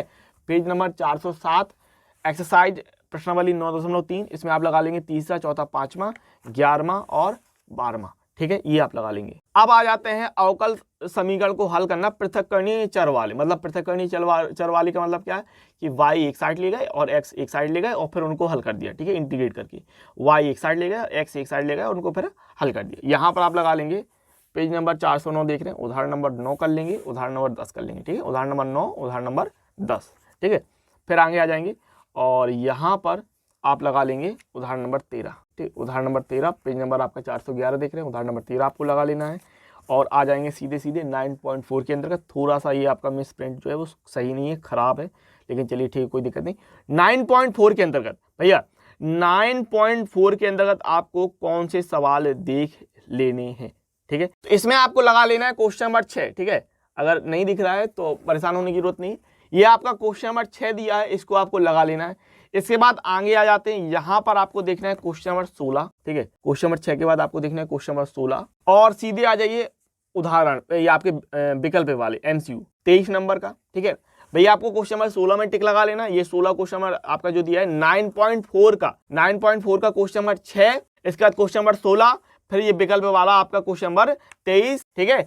फिर आ जाते हैं समघाती अवकल समीकरण। बहुत सिंपल होती है, कोई दिक्कत नहीं होती, ठीक है। अगर आपके चर की घात बराबर हो रही तो वो समघाती हो जाएगा। चर की घात कैसी है, बराबर है तो वो समघाती हो जाएगा, ठीक है। अब चर क्या कहलाते हैं सर जी, तो चर कहलाते हैं XYZ, ठीक है। x और y की जो है वो अगर होता है तो समघाती हो जाएगा। तो यहाँ पर आपको कौन सा सवाल लगा लेना है, ठीक है। सबसे पहले अगर मैं बात करूँ तो आपको लगाना उदाहरण नंबर 16, टिक लगाइए फटाफट से पेज नंबर 418 उदाहरण नंबर 16, इसको आपको करना है हर हाल में, ठीक है। इसको आपको कर लेना उदाहरण नंबर 16 को, ठीक है। उदाहरण नंबर 16 के बाद आप आगे आ जाएंगे और आ जाएंगे आप 9.5 में, सीधे 9.5 में आप आ जाएंगे और आपको यहाँ लगाना है पहला तीसरा, ठीक है। 9.5 में पहला तीसरा, ठीक है, पहला तीसरा 7वां 8वां, पहला तीसरा 7वां 8वां, ये आपको लगाना है, ठीक है। इसके बाद यहाँ पर आपको लगाना है 14वां, ठीक है।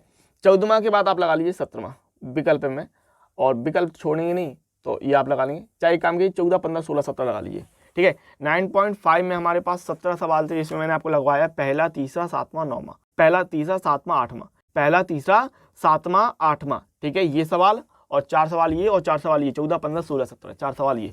फिर आ जाता है आपका रैखिक अवकल समीकरण। यहाँ से 8 नंबर के सवाल बनने के पूरे चांसेस रहते हैं, 5 नंबर का भी सवाल बन जाता है आपका रैखिक अवकल समीकरण, लीनियर डिफरेंशियल इक्वेशन, ठीक है ना, जिसमें हम लोग बात करते हैं। और पेज नंबर 425 पर आ जाते हैं और उदाहरण नंबर 19, ठीक है ना, उदाहरण नंबर 19 आप देखेंगे, इसको आपको लगाना है। और भैया ये वाला सवाल आप कर लीजिएगा उदाहरण नंबर 22, ठीक है, उदाहरण नंबर 22 आप लगा लेंगे। आगे आ जाइए 9.6 पर भैया 9.6 में हमको कौन सा सवाल लगा लेना है, तो इसमें अगर हम बात करते हैं तो ये आपका है सवाल नंबर 2, 9.6 में दूसरा 5वां, ये आपको लगा लेना है, ठीक है ना, दूसरा 5वां, ये टिक लगा लीजिए फटाफट से। इनको आपको कर लेना दूसरा 5वां, ठीक है ना। और यहाँ आप आ जाएंगे, इसमें आपको देखना है तो देख लीजिएगा, ठीक है, एज सच। और हम लोग सीधे बढ़ जाएंगे और यहाँ पर आप लगा लेंगे कौन सा 14, 15, ठीक है, कौन सा सवाल 14, 15, फिर 18, 19, ठीक है ना, 14, 15, ये आप 13वां भी लगा लेंगे, ठीक है ना, 13, 14, 15, 18, 19, 13, 14, 15, 18, 19। आ जाइए विविध उदाहरण पर। विविध उदाहरण पर हम लोग बात कर लेते हैं, जिसमें आप सबसे इंपॉर्टेंट सवाल है 433 के अंतर्गत, ये आपका उदाहरण नंबर 27, इसको आप देख लीजिएगा, समघाती के रूप का है, ठीक है। उदाहरण नंबर 27 इसको आपको लगा लेना अच्छी तरीके से। और उदाहरण नंबर 28 भैया मोस्ट इंपॉर्टेंट है भैया, हर हाल में सवाल को देख के जाइएगा। 435 पेज नंबर है, उदाहरण नंबर 28 28 की बात कर रहा है, इस सवाल को आप हर हाल में देख के जाइएगा। फिर आ जाते हैं भैया आगे विविध प्रश्नावली। अब विविध प्रश्नावली के अंतर्गत आपको कौन सा सवाल करना है, तो आपको करना है 6वां, ठीक है ना। आपको कौन सा सवाल करना है विविध प्रश्नावली में, विविध प्रश्नावली अध्याय 9 की विविध प्रश्नावली में आपको लगाना है क्वेश्चन नंबर 6, ठीक है भैया। क्वेश्चन नंबर 6 लगाएंगे हम लोग, और यहाँ पर 9, क्वेश्चन नंबर 6 के बाद question number 9, question number 6, question number 9 लगाएंगे, क्वेश्चन नंबर 13 आप लगाएंगे, ठीक है। क्वेश्चन नंबर 6, 9, 13 और फिर विकल्प आप लगाएंगे 16, 17, 18। आपका है क्वेश्चन, मैं अगर बात करूं विविध प्रश्नावली में, तो विविध प्रश्नावली में 18 सवाल है, ठीक है। और मैंने आपको टिक लगवा दिए हैं क्वेश्चन नंबर 6 के अंतर्गत, फिर मैंने टिक लगवाया आपका 9वां, 13, 16, 17 और 18 में, ठीक है ना। तो 3 विकल्प थे, विकल्प मैंने पहले ही कह दिया, विकल्प हर हाल में करने, 3 विकल्प हो गए, और ये 9वां और ये 13 और ये 6वां, ठीक है, ये 3 सवाल हो गए। तो विविध प्रश्नावली में 18 के अंतर्गत मैंने आपके 6 टिक लगवा दिए हैं, ठीक है। तो इस तरीके से ये आपका चैप्टर खत्म हो जाएगा। फिर आ जाते हैं सदिश पर, आपका वेक्टर अलजेब्रा। यहाँ पर आप लोग देख लेंगे कौन कौन से सवाल आपको करके जाना है। तो देखिए सबसे ज़्यादा जरूरी है आपका निगमन, ठीक है ना। L² + M² + N² = 1, इसका निगमन जरूर देख के जाइएगा, ठीक है ना। L² + M² + N², इसका आप निगमन हर हाल में देख के जाइएगा, इसको करके जाइएगा, ठीक है ना। 10.1 में कुछ भी करने की जरूरत नहीं है भैया, 10.1 आप छोड़ भी सकते हैं, इसमें कोई खास जरूरत नहीं, इसको करने की जरूरत नहीं है। बाकी का पढ़ना है तो पढ़ लीजिएगा, क्योंकि ये फिजिक्स का भी मामला है, ठीक है ना। पढ़ना है, देखिए आपसे कह रहा है कि अदिश कौन है, सदिश कौन से, अदिश कौन है, सदिश कौन है, ये आपसे पूछ रहा है। तो ये आपको अगर पढ़ना है तो पढ़ लीजिएगा, अदिश सदिश आप पढ़ने की बात है, इसमें तो कुछ करना भी नहीं, ठीक है ना। आगे बढ़ जाएंगे सीधे सीधे फटाफट से। आपको कौन कौन से सवाल चैप्टर नंबर 10 में, शुरुआत है चैप्टर नंबर 10 की, जिसके अंतर्गत आपको कौन से सवाल लगा लेने। तो देखिए बहुत ही सिंपल है, ये आप उदाहरण नंबर 6, इनको आपको करके ही जाना। उदाहरण नंबर 6, उदाहरण नंबर 7, भैया पेज नंबर 452 निकाल लीजिए, खोल लीजिए पेज नंबर 452, इसमें आपको देखना है उदाहरण नंबर 6, ठीक है, उदाहरण नंबर 7, उदाहरण 8, उदाहरण 9, ठीक है ना। ये आपको देखना है उदाहरण नंबर 6, 7, 8, 9, ये आपको देख लेने, ठीक है। फिर आ जाइए हमारा, ये आपका आ गया 10.2, 10.2 से पहले आपको पेज नंबर 455 पर उदाहरण नंबर 12 दिख रहा ना, ये आपको कर लेना उदाहरण नंबर 12। 10.2 पर आ जाएंगे, 10.2 में हम लोग को कौन सा सवाल लगा लेना है, दूसरा तीसरा, ठीक है ना। दूसरा तीसरा चौथा, ये तो पढ़ने वाले सवाल हैं, कुछ नहीं इनमें, दूसरा तीसरा चौथा, ठीक है। 7वां सवाल, दूसरा तीसरा चौथा 7वां सवाल, ठीक है ना। 7 के बाद हम करेंगे ये आपका 10वां और 11वां, ठीक है ना, 10वां और 11वां, ये एक एक नंबर के सवाल हैं। 10.2 में आप लगाएंगे दूसरा तीसरा चौथा 7वां, 10, 11 और 12, ठीक है ना। ये एक एक नंबर के सवाल होते हैं, इनमें परेशान होने की जरूरत नहीं होती। 10.2 है, लेकिन देखिए एक एक नंबर के सवाल हैं, 2-2, 3-3, 4-4 लाइनों में आ जाते हैं, तो बहुत ज़्यादा ऐसे दिक्कत नहीं है, ठीक है ना, बहुत ज़्यादा आपके परेशानी होने की जरूरत नहीं है। इसके बाद हम लोग आएंगे पेज नंबर 456 पर, 13वां सवाल, ठीक है, 13वां सवाल आप लगा लेंगे, ठीक है। 13 के बाद आप लगाइए 16वां, पेज नंबर 456 में आप लगाएंगे क्वेश्चन नंबर 13, 16 और 18, 19, ठीक है, ये आप टिक लगाएंगे, इनको आपको कर लेना है। फिर आ जाएंगे भैया पेज नंबर 459 पर, ठीक है। पेज नंबर 459 में हम बात कर लेते हैं, तो आपको उदाहरण नंबर 13 लगाना है, उदाहरण नंबर 14 लगाना है। यार एक एक लाइन की, देखो 2-2 लाइन के सवाल रहते हैं, तो इनमें तो बहुत ज़्यादा घबराने की जरूरत है ही नहीं है, ठीक है ना। इसके बाद आ जाइए आगे, अगर मैं बात करता हूँ तो यहाँ पर आपको करना है उदाहरण नंबर 17, उदाहरण नंबर 18, ठीक है, उदाहरण नंबर 17, उदाहरण नंबर 18, और भैया ये आपका पेज नंबर 461 पर उदाहरण नंबर 19 और उदाहरण नंबर 20, बहुत ही ज़्यादा महा इम्पोर्टेंट सवाल है, बहुत ही ज़्यादा इम्पोर्टेंट सवाल है। उदाहरण नंबर 19 और 20, भैया उदाहरण नंबर 19 और 20 5-5 नंबर के सवाल पूछे जाते हैं, मैं आपको बता दूं, और सवाल 4-4 लाइन के हैं, ठीक है, दोनों ही सवाल 4-4 लाइन के हैं और कुछ नहीं है इनमें, लेकिन 5-5 नंबर में ये सवाल पूछे गए हैं, तो इनको आपको हर हाल में कर लेना है, ठीक है ना। इसके बाद आगे आ जाते हैं, उदाहरण नंबर 21 भी आपको देखना है, ठीक है ना। पेज नंबर 461 की बात कर रहा हूँ मैं, यहाँ पर आपका पेज नंबर 460 था, पेज नंबर 460 में हमने बात की उदाहरण नंबर 17, 18, 19, 20 और 21, ये आपको सबको कर लेना आपको, ठीक है। फिर आ जाते हैं हम 10.3 पे। अब 10.3 में हम लोग अगर बात करें तो आपको करना है तीसरा, ठीक है, आपको करना है तीसरा चौथा, ठीक है, तीसरा चौथा। इसके बाद अगर मैं बात करता हूं तो तीसरा लगा लीजिए, चौथा लगा लीजिए, यहां पर आ जाती है, ठीक है। और इसमें हमको निकालना है ये वाला आपका 13वां नंबर, ठीक है। 13वें नंबर का सवाल 13वां कर लीजिएगा बढ़िया तरीके से। 13वां करना है, 13 के बाद हमको करना है 16, ठीक है, 16, 17, 18, ठीक है। तो 10.3 में आपको कौन कौन से लगाने हैं, आपको लगाना है तीसरा चौथा, वैसे आप पहला दूसरा भी कर सकते हैं, ठीक है। तो मेरे हिसाब से पहला भी लगा लीजिए, दूसरा भी लगा लीजिए। चलिए, पहला दूसरा तीसरा चौथा ये आपको लगाने हैं 10.3 में, पहला दूसरा तीसरा चौथा 10.3 में। फिर आपको लगाना है 13वां, 13 के बाद 16, 17, 18, ठीक है, 13, 16, 17, 18, ठीक है। फिर आ जाते हैं दो सदस्यों का सदस्य गुणनफल, यानी कि क्रॉस प्रोडक्ट। ये आपका डॉट चल रहा था, अब आ गया क्रॉस। जहां पर आपको उदाहरण नहीं छोड़ने, उदाहरण नंबर 42 पेज नंबर 467 में, उदाहरण नंबर 42, उदाहरण नंबर 43, ठीक है, ये आपको कर लेना है। उदाहरण नहीं छोड़ना भैया, याद रखिएगा। 468 में उदाहरण नंबर 24, उदाहरण नंबर 25, ठीक है, इतना कर लेना है। और आ जाइए 10.4 में। 10.4 में अगर मैं बात करता हूँ तो आपको कौन सा सवाल लगाना है, 5वां सवाल लगाना है। कौन सा सवाल लगाना है, 5वां सवाल लगाना है, ठीक है ना। 5वां सवाल लगा लेना है। इसके बाद आपको लगा लेना है ये आपका 11 नंबर और 12 नंबर, ठीक है ना, 11 नंबर और 12 नंबर। आप 9वां सवाल भी लगा सकते हैं। 10.4 में भैया, 10.4 में आपको लगाना है 5वां, 9वां, 10वां, 5वां, 9वां, 9वां, 11 और 12, 5, 9, 11, 12, ये सवाल आपको लगाने। फिर आ जाते हैं विविध उदाहरण की बात। तो विविध उदाहरण में आपको देखना है उदाहरण नंबर 26, ठीक है। उदाहरण नंबर 26 के बाद आप आ जाइए, यहाँ पर आपको देखना है उदाहरण नंबर 28। मोस्ट इंपोर्टेंट है भैया, मोस्ट इंपोर्टेंट है। मैं फिर से कह दूं, मोस्ट इंपोर्टेंट सवाल है, हर हाल में देख के जाइएगा इसको। उदाहरण नंबर 28 आपका मोस्ट इंपोर्टेंट है। उदाहरण नंबर 29 आपका मोस्ट इंपोर्टेंट सवाल है, मोस्ट इंपोर्टेंट सवाल है हर हाल में। मैं आपसे कह रहा हूँ बहुत ज़्यादा इंपोर्टेंट है ये सवाल। उदाहरण नंबर 28, 29 हर हाल में देख लीजिएगा, ठीक है ना। अब आ जाइए विविध प्रश्नावली पर। तो विविध प्रश्नावली पर आपको कौन सा आपको करना है, आपको करना है 5वां, ठीक है। आपको कौन सा करना है, आपको करना है 5वां।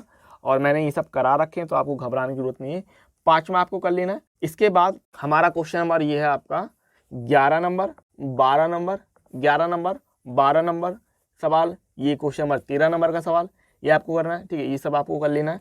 और 14, 15, 16, 17 ये आप लगा लीजिएगा बढ़िया तरीके से, ठीक है। और आगे भी आपके दिए 18 और 19, ठीक है, 18 और 19। तो ये मैंने आपको कराए हैं विविध प्रश्नावली पर टिक। विविध प्रश्नावली चैप्टर नंबर 10 के अंतर्गत अध्याय 10 पर विविध प्रश्नावली कौन सा लगाना है, 5वां सवाल लगाना है। 5वां सवाल लगाने के बाद आप लगाएंगे 11, 12, 13, 14, 15, 16, 17, ठीक है, ये पूरे आप सवाल लगाएंगे, पूरे सवाल लगाएंगे बिल्कुल। और 18 और 19 ये आ जाएंगे। फिर आ जाते हैं भैया, ये आपका खत्म हो गया अध्याय आपका 10। अब आ जाते हैं अध्याय 11 पर, त्रिविमीय ज्यामिति, 3 डायमेंशनल ज्योमेट्री। 3 डायमेंशनल ज्योमेट्री में क्या क्या कर लेना है समझ लीजिएगा। सबसे बड़ी बात तो ये है L² + M² + N² हर हाल में उसका बराबर 1, उसका निगमन आपको तैयार करके ही करके जाना है, ठीक है ना, ये आपको कर लेना है। फिर यहाँ पर अगर मैं बात करता हूँ 481 पेज नंबर आ जाइए, पेज नंबर 481 है। उदाहरण नंबर 2, उदाहरण नंबर 3, उदाहरण नंबर 4, ठीक है ना, उदाहरण नंबर 2, 3, 4 और उदाहरण नंबर 5, ठीक है, ये करने हैं आपको। उदाहरण नंबर 2, 3, 4, 5 ये कर लेने और इसमें आपको पहला सवाल लगा लेना है, ठीक है ना, पहला सवाल लगा लेना है, दूसरा सवाल लगा लेना है। यार ये बहुत छोटे छोटे सवाल हो, इनमें ज़्यादा परेशान होने की जरूरत नहीं है, ठीक है ना, ये आप कर लीजिएगा। आगे बढ़ते हैं फटाफट से। यहाँ पर आपको कौन सा आपको सवाल लगा लेना देखिएगा, ठीक है। मैं इसमें आपको बता देता हूँ कौन सा सवाल आपको कर लेना है। देखिए, ये कोण वाले सवाल नहीं आएंगे आपके, जितने भी ये सवाल कोण वाले हैं ना यूपी बोर्ड में नहीं आने, याद रखिएगा। ये कोण वाले जितने भी सवाल हैं आपके नहीं आने हैं, इनको आपको याद रखना है, ठीक है। कोण वाले सवाल तो हमको देखने ही नहीं है, ठीक है। अब ये आपका मोस्ट इंपोर्टेंट है भैया, सबसे ज्यादा महत्वपूर्ण तो यही है।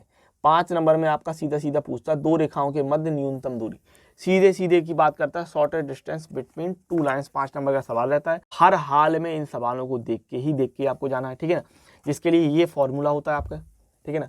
मध्य दूरी के बीच का फॉर्मूला क्या होता है, ये फॉर्मूला होता है। मैंने आपसे कह रखा है कि नहीं, बताइए, मैंने आपको जब करवाया है तो मैंने आपसे कह रखा कि नहीं, हर हाल में इनको आपको देख के ही देखना है, ये फॉर्मूला होता है, ठीक है, यही आपको कर लेना है।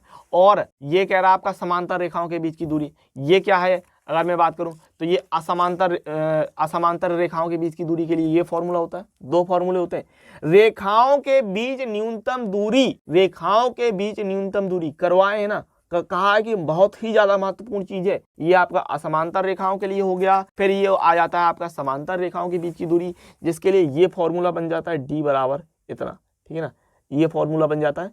ये दोनों ही फॉर्मूले आपको याद रखना है और इन सवालों को करना है। उदाहरण नंबर 11 कर लेना है और उदाहरण नंबर 12 कर लेना है। उदाहरण नंबर 11 करना है, उदाहरण नंबर 12 करना है। 11.2 में आ जाते हैं, ठीक है। जहां पर आपको कौन कौन सवाल देखना है भैया, 8वां देख लीजिएगा, 8वां देखना है, 9वां देखना है, ठीक है ना। 8वां देखना है आपको, और 8वां देखना है, 9वां देखना है और क्वेश्चन नंबर 12 देखना है, ठीक है।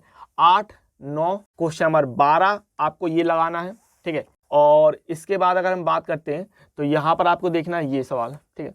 एक 14 नंबर, एक 15 नंबर, 14 नंबर, 15 नंबर, ये सवाल आपको लगाना है। अब आ जाते हैं हम लोग समतल पे। तो समतल में टॉपिक बहुत है। देखिए मैं आपको फिर से बता दूं, समतल में करने के लिए हमारे पास टॉपिक बहुत है, बहुत भरे पड़े टॉपिक है। अन्य टॉपिक दिए हैं और सवाल बहुत कम दिए हैं।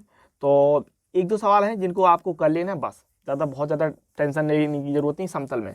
समतल आपका एक ऐसा टॉपिक है जिसपे आपको बहुत ज़्यादा टेंशन लेने की जरूरत नहीं है, ठीक है। मैं फिर से कह दूं, उदाहरण नंबर 13 आप देख लेंगे, ठीक है। उदाहरण नंबर 13, उदाहरण नंबर 14, उदाहरण नंबर 15, ये आपको मैं टिक लगवा रहा हूँ बिल्कुल। समतल देखिए, मैं जो 100 में 100 की सोचे उसके लिए, जो पास होने की सोचे उसके लिए, समतल में ये सवाल आप लगा लीजिएगा। समतल में बहुत ज़्यादा टेंशन नहीं लीजिएगा। मैं फिर से कह दूँ, उदाहरण नंबर 13, 14, 15, ठीक है। 13, 14, 15, 16, ये आप कर लीजिएगा बस। उदाहरण नंबर 13, 14, 15, 16, ठीक है। और 17 उदाहरण नंबर, ठीक, उदाहरण कर लीजिए बस, पर्याप्त रहेगा। उदाहरण कर लेंगे ना तो बस पर्याप्त रहेगा। 17 के बाद ये आपका है 18, ठीक है। उदाहरण नंबर 16, 17, 18, 19, ठीक है। मैं फिर से कह रहा हूँ भाई, यही उदाहरण आपके लिए काफ़ी रहेंगे समतल में। समतल के देखिए मैंने सिर्फ उदाहरण लिए हैं, ठीक है। मैं एक्सरसाइज में कुछ ज़्यादा लेने वाले नहीं। समतल में अगर मैं बात करता हूँ, समतल में मैंने कौन सा लिया है, देखिए उदाहरण नंबर 13 से मैंने स्टार्टिंग की थी। उदाहरण नंबर 13 आपको करना है। 13 के बाद 14, 15, ठीक है। उदाहरण नंबर 14, 15, 16, उदाहरण नंबर 16, उदाहरण नंबर 17 आपका, ठीक है। और उदाहरण नंबर 18, उदाहरण नंबर 19, ठीक है। बस इतने सवाल आपको कर लेने हैं, आपका काम चल जाएगा, घबराने की जरूरत नहीं है। ये आपका 20, उदाहरण नंबर 20 मोस्ट इंपॉर्टेंट है भाई, मोस्ट इंपॉर्टेंट के रूप में टॉपिक डाल लीजिए। ये आपका क्या है, 2 दिए गए समतलों के प्रतिच्छेदन से होकर जाने वाला समतल, ठीक है ना। 2 दिए गए समतल, 2 समतल होंगे, उनके प्रतिच्छेदन से होकर जाने वाला समतल आपको बताना है। उदाहरण नंबर 20 आपका मोस्ट इंपॉर्टेंट है, हर हाल में कर लीजिएगा इस सवाल को, ठीक है। और इसमें आपका समतलों के बीच का कोण तो आपको सवाल लगाने ही नहीं है, तो कोण के बारे में तो हम बात करते ही नहीं है, कोण आपको लगाने ही नहीं है, ठीक है ना। कोण आपको तो करने ही नहीं है। और फिर आ जाते हैं पेज नंबर 506 पर भैया। फटाफट से पेज नंबर 506 देखिए। पेज नंबर 506 में उदाहरण नंबर 24, ठीक है। उदाहरण नंबर आपका कौन सा, उदाहरण नंबर 24। और रेखा और समतल के बीच का कोण नहीं लगाने, कोण नहीं लगाने, कोण वाले सवाल बिल्कुल भी नहीं लगाने। उदाहरण नंबर 24 आ जाएंगे। फिर आ जाते हैं भाई प्रश्नावली पर 11.3 में। 11.3 में आपको कौन सा लगा लेना है, आपको क्वेश्चन नंबर 2 लगाना है, ठीक है। क्वेश्चन नंबर 2 लगाना है, ठीक है। यहां पर अगर मैं बात करता हूं तो 5वें का आप ए नंबर लगा लीजिएगा, 5वें का ए नंबर लगा लीजिएगा और क्वेश्चन नंबर 7 लगा लीजिएगा। 5वें का ए नंबर, क्वेश्चन नंबर 7 लगा लेना आपको, ठीक है। 7 लगाना है, 8 लगाना है, क्वेश्चन नंबर 7 लगाना है, 8 लगाना है, ये आपको कर लेने। और अगर मैं बात करता हूं तो यहाँ पर और कुछ करने की जरूरत नहीं है, सीधे आ जाइए विविध उदाहरण पर। विविध उदाहरण वैसे मैं नहीं करवा पाऊँ, लेकिन इसमें आपको कुछ मिल जाए तो कर लीजिएगा। वैसे मैं टिक लगवा देता हूँ जो जरूरी है, बाकी का कुछ ऐसा कुछ खास नहीं है, ठीक है ना। उदाहरण नंबर अगर मैं बात करता हूँ अध्याय 11 पर, यहाँ पर अध्याय 11 में विविध प्रश्नावली, तो कौन से सवाल हमको कर लेने। पहली बात, कोण वाले सवाल बिल्कुल नहीं देखने आपको, जितने भी कोण वाले सवाल होंगे उनको बिल्कुल नहीं देखना है, ठीक है ना। क्वेश्चन नंबर 9 न्यूनतम दूरी वाला सवाल, ठीक है ना। क्वेश्चन नंबर 9 न्यूनतम दूरी वाला सवाल देख लेना है। 9 के बाद हमारा आपको देखना है क्वेश्चन नंबर 10, ठीक है। 9, 10, 11, ठीक है, ये आप कर लीजिएगा। 9, 10, 11, 14, ठीक है। 9, 10, 11, 14 ये आपको देख लेना है। 9, 10, 11, 14। और भैया ये आपको देखना है, पेज नंबर 514 पे आ जाइए। पेज नंबर 514 में 21, 22 और 23, ठीक है। 21, 22 और 23। 21 आपका मोस्ट इंपोर्टेंट है, लगा लीजिए, मोस्ट इंपोर्टेंट सवाल है, 21 कर लीजिएगा। 21, 22 और 23 ये आपका चैप्टर नंबर 11 निपट गया। देखिए पता भी नहीं चला, आपने टिक लगा लिए। 2 दिन का समय, इतना करना है, यही रामबाण है, इतना तो करके ही करके जानना है। 2 दिन में इतना तो करके जाना है, झोंक देना है। जिसको कुछ नहीं याद है, जिसको कुछ नहीं तैयार है, झोंक देना है अपने आप को इतने सवालों में बिल्कुल अपने आप को झोंक देना है। बात को समझ लीजिएगा, ठीक है ना। आगे बढ़ जाते हैं हम लोग और अध्याय 12 भैया LPP रैखिक प्रोग्रामन प्रॉब्लम, ठीक है ना, आपका लीनियर प्रोग्रामिंग और रैखिक प्रोग्रामन समस्या, लीनियर प्रोग्रामिंग प्रॉब्लम LPP अध्याय 12। तो एक आपका सवाल आना ही आना है। एक सवाल जब आना ही आना है तो आपको हर हाल में करके जाना है, ठीक है ना। 8 नंबर का सवाल आता है, 5 नंबर में भी आता है, 6 नंबर में भी आता है, 1 नंबर में भी कभी कभी सवाल ने पूछा गया है। तो हम लोग देख लेंगे कि कौन सा सवाल आपको करना है, ठीक है ना। उदाहरण नंबर 1 भैया, चैप्टर नंबर 12 आ जाइए, पेज नंबर 524 खोल लीजिए, उसमें उदाहरण नंबर 1 लगा लीजिए, ठीक है। उदाहरण नंबर 1 लगा लेना है आपको, उदाहरण नंबर 2 लगा लेना है, ठीक है। अब आ जाइए सीधे प्रश्नावली पर। उदाहरण नंबर 1, उदाहरण नंबर 2 के बाद आप आ जाएंगे सीधे आप प्रश्नावली पर, ठीक है। और मेरे हिसाब से आप ये उदाहरण नंबर 3 भी कर लीजिएगा, ठीक है। उदाहरण नंबर 3 भी कर लीजिएगा। उदाहरण नंबर 1, 2, 3 बस पर्याप्त रहेगा। उदाहरण नंबर 1, 2, 3 पर्याप्त है। 12.1 में अगर मैं बात करूँ आपको लगाने की तो 7वां और 8वां बस, ठीक है। 7वां और 8वां बस हो गया, ठीक है। 12.1 में 7वां 8वां चैप्टर नंबर 12 निपटा। अंतिम अध्याय पे आ जाइए। अंतिम 12.2 नहीं करनी भाई, ये सवाल नहीं आते हैं, याद रखिए। ये इतना बड़ा सवाल लिखेगा कोई, बताइए। इतने बड़े सवाल आपने देखे लिखे हुए, पूरी रामगाथा लिखी नहीं। 12.2 बिल्कुल भी नहीं देखना, ठीक है। इसको करने की कोई जरूरत नहीं है और आपको विविध प्रश्नावली करने की जरूरत नहीं है। मैंने आपको 5 सवाल बताए, ठीक है ना, आपको याद ध्यान होगा। मैंने चैप्टर नंबर 12 के अंतर्गत मैंने बताया आपको उदाहरण नंबर 1, 2, 3 और क्वेश्चन नंबर 7 और 8, ठीक है ना। ये मैंने क्वेश्चन अब आपको बताए, ठीक है। बस पूरी प्रश्नावली में ये 5 सवाल मैंने आपको बता दिए। इन 5 सवालों को कर लीजिएगा, आपका हो जाएगा उद्धार, ठीक है। अब आ जाएंगे हम चैप्टर नंबर 13 में। भैया आ जाइए फटाफट प्रायिकता में। बहुत सारे लोगों का ये आपका जो होता है डरावना सपना होता है, लेकिन मेरे हिसाब से मैंने प्रायिकता के बारे में यही कहा है कि प्रायिकता एक बहुत ही सिंपल चीज़ है, साधारण। अगर कोई समझना चाहता है, सीखना चाहता है, जानना चाहता है तो प्रायिकता बहुत ज़्यादा सरल चीज़ है। बस मेन बात यही हो जाती है कि भाई आप सीखना चाहते हैं, आप पढ़ना चाहते हैं, बस वही बात हो जाती है, ठीक है। तो प्रायिकता की बात कर लेते हैं। सबसे पहले आप सीखते हैं साप प्रतिबंध प्रायिकता, ठीक है। क्या आपको पढ़ना है साप प्रतिबंध प्रायिकता। और मैं आपको बता दूं साप प्रतिबंध प्रायिकता ये रहे। साप प्रतिबंध प्रायिकता के ये 3 गुण होते ना, यहाँ पर साप प्रतिबंध प्रायिकता के गुण जरूर पढ़ के जाइएगा। गुण नंबर 1, ठीक है ना, ये 3 गुण होते हैं इसमें। इसकी 3 प्रॉपर्टी होती है। प्रॉपर्टी ऑफ कंडीशनल प्रोबेबिलिटी, ठीक है, प्रॉपर्टीज ऑफ कंडीशनल प्रोबेबिलिटी। तो इसकी 3 प्रॉपर्टी होती हैं। तीनों प्रॉपर्टी आपको पढ़ के जाना है, एग्जाम में आई है, जिसमें आपका ये गुण नंबर 2 और गुण नंबर 3 आपकी मोस्ट इंपोर्टेंट है, ठीक है। प्रॉपर्टी नंबर 3 आपकी मोस्ट इंपोर्टेंट है। तो इसकी जो कंडीशनल प्रोबेबिलिटी के तीनों गुण हैं, इनको हर हाल में पढ़ के जाइएगा। यहाँ पर अगर मैं बात करता हूँ, पेज नंबर 551 देख रहे हैं, उदाहरण नंबर 2 देख रहे हैं, ठीक है ना। टिक लगाइए फटाफट से, उदाहरण नंबर 2, ठीक है। और आ जाएंगे हम लोग सीधे 13.1 में, ठीक है। 13.1 में आ जाएंगे और 13.1 में आपको कौन सा सवाल लगा लेना है। तो भैया बच्चों वाला सवाल तो आपको छोड़ना ही नहीं है किसी भी कीमत पे, जहाँ पर लड़का लड़की हो या फिर परिवार में 2 बच्चे हों, ठीक है ना। क्वेश्चन नंबर 12 आप लगाएंगे, ठीक है। कौन सा क्वेश्चन नंबर आप 12 लगाएंगे और सीधे आ जाएंगे यहाँ पर और आप लगाएंगे क्वेश्चन नंबर अगर 16 और 17, ठीक है, ये लगा लेंगे बस। क्वेश्चन नंबर आपको कौन सा दिया मैंने, क्वेश्चन नंबर आपको मैंने दिया 13.1 में भैया। पेज नंबर आपका ये है 554। पेज नंबर 554 के अंतर्गत मैंने आपको दिया 13.1 में। 13.1 में मैं आपसे कहूँ ना, ये सवाल और देख लेना एक बार, ठीक है ना। उदाहरण नंबर 7 मुझे थोड़ा सा खटक रहा था ये सवाल, इसीलिए मैंने टिक लगवा दिया जाते जाते, ठीक है ना। और उदाहरण नंबर 6 भी आप कर लीजिए, ठीक है। पेज नंबर 553 पे उदाहरण नंबर 6, उदाहरण नंबर 7 ये आप कर लीजिएगा। और 13.1 में मैंने सिर्फ आपको 3 सवाल बताए हैं, 12वां, ठीक है, 12वां और 16 और 17, ठीक है, 12, 16, 17। तो ये आपको कर लेना। फिर आ जाते हैं आगे, और आगे आपको कौन से सवाल लगा लेने ये आपको समझ लेना है, ठीक है। इसमें हमारा उदाहरण नंबर 8, ठीक है, पेज नंबर 557 आप देख रहे हैं। पेज नंबर 557 पे उदाहरण नंबर 8 आपको कर लेना है और आपको करना उदाहरण नंबर 9 पे टिक लगाइए फटाफट से। उदाहरण नंबर 9 ये आपको कर लेना हर हाल में, ठीक है। और आगे बढ़ जाते हैं। यहाँ पर आपको अगर मैं बात करूँ कौन सा सवाल आपको लगाना है, ठीक है, तो उदाहरण नंबर 13, ठीक है, उदाहरण नंबर 13 आपको लगाना है भैया। उदाहरण नंबर 13 आपको हर हाल में लगाना है।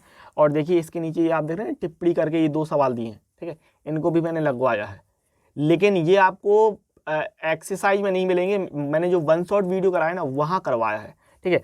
बहरहाल उदाहरण नंबर 13, उदाहरण नंबर 14, ठीक है, ये आपको देखना है। कौन कौन से सवाल मैंने आपको बताया, मैंने आपको बताया उदाहरण नंबर 8, ठीक है। अगर मैं बात करता हूँ तो मैंने आपको कहा है आपको लगाने के लिए उदाहरण नंबर 8 कहा है लगाने के लिए, उदाहरण नंबर 8 के बाद उदाहरण नंबर आपको 9 कहा है लगाने के लिए। फिर आगे अगर हम बढ़ जाते हैं तो सीधे सीधे आपको लगाना है उदाहरण नंबर 13, ठीक है, उदाहरण नंबर 13 आपको लगाना है, ठीक है, और उदाहरण नंबर 14 लगाना है आपको। इसके बाद आइए 13.2 में। 13.2 में आपको कौन कौन से सवाल देख लेने, कौन सा सवाल आपको हर हाल में लगा के ही लगाना है। तो यहाँ पर अगर मैं बात करूँ तो 7वां, ठीक है, 7वां आपको लगा लेना बढ़िया तरीके से। और 7वें के बाद आपको 12वां लगाना है। क्वेश्चन नंबर 7, क्वेश्चन नंबर 12 भैया, क्वेश्चन नंबर 7, क्वेश्चन नंबर 12, फिर आगे आ जाइए, ठीक है। 7 और 12 के बाद आपको लगाना है 16, 17 और 18, ठीक है ना, 16, 17, 18 ये आपको लगाना है, 16, 17, 18। अब आते हैं बेच पेमेंट में भैया, बहुत ही ज़्यादा महत्वपूर्ण है। 5 नंबर में सवाल पूछने के पूरे चांसेस रहते हैं। यहाँ तक कि अगर मैं बात करता हूँ पुराने पेपर को उठा के देखेंगे तो 8 नंबर का भी सवाल जो है पूछा गया है बेच प्रमेय से। तो बेच प्रमेय मैंने बहुत ही बेस थ्योरम मैंने बहुत ही साधारण तरीके से स्ट्रक्चर बनाते हुए बहुत अच्छी तरीके से बताया है। जिसको नहीं बन रहा मैं उसको बता दूं, उसने मेरे वीडियो नहीं देखे। अगर आप वीडियो देखेंगे, समझेंगे, लगाएंगे, बेस थ्योरम बहुत साधारण तरीके से मैंने बताइए, जरूर से जरूर आपको बन जाएगी। बस आपको कर लेना है, ठीक है ना। देखिए यहाँ पर एक चीज और कर लीजिए, आप क्वेश्चन नंबर 14 लगा लीजिए। पेज नंबर 564 पे देखिए, पेज नंबर 564 में आपको क्वेश्चन नंबर 14 जरूर लगा लेना है। 14, 16, 17, 18, ठीक है, क्वेश्चन नंबर 14, 16, 17, 18। फिर आ जाते हैं हम लोग बेच प्रमेय पर, बेस थ्योरम पर। बेस थ्योरम में आपको कौन से सवाल लगा लेना है, ठीक है, उदाहरण नहीं छोड़िएगा, उदाहरण नंबर 15 जरूर लगा लीजिएगा, ठीक है ना। उदाहरण नंबर 15 लगा लेना है। उदाहरण नंबर 15 के बाद हमको लगाना है उदाहरण नंबर 16, ठीक है ना। उदाहरण नंबर 15, उदाहरण नंबर 16, ठीक है, और आप उदाहरण नंबर 17 भी लगा लीजिए, मेरा मन कह रहा है इसलिए, ठीक है ना। उदाहरण नंबर आपका 16 हो गया, 15 हो गया, 16 हो गया, 17 हो गया, ठीक है ना। 15, 16, 17 और 19, 15, 16, 17, 19, 20 बहुत ही ज़्यादा महत्वपूर्ण सवाल है ये, ठीक है। डॉक्टर रोगी को देखने, अब ये वाला सवाल सबसे ज़्यादा इंपॉर्टेंट है, सबसे ज़्यादा इंपॉर्टेंट है 70 वाला सवाल, ठीक है ना। करवाया है मैंने, समझाया है मैंने। उदाहरण नंबर 20 हो गया, उदाहरण नंबर 21 हो गया, ये आपको कर लेना है। 13.3 की बात कर लेते हैं। 13.3 में मैं एक आध दो सवाल आपको बता दूंगा जिसको आपको कर लेना है, बस उतने में काम चल जाएगा। जैसे कि दूसरा सवाल, ठीक है ना, 13.3 का आपको दूसरा सवाल ये आपको कर लेना है, ठीक है। और इसके बाद आपको करना है 12, 13, 14। आपको क्या करना है, 12, 13, 14, ठीक है, ये करना है। अब यहां पर मैं बात करूं तो आपको देखिए 13.3 तक ही नहीं पढ़ना था, ध्यान रखिएगा। 13.3 तक तो पूरा पढ़ना है, 13.3 तक तो पूरा पढ़ना है। 13.4 में आपको सिर्फ इतना और पढ़ना, देखिए क्या पढ़ना है आपको, प्रायिकता बंटन और पढ़ के जाना है, ठीक है ना।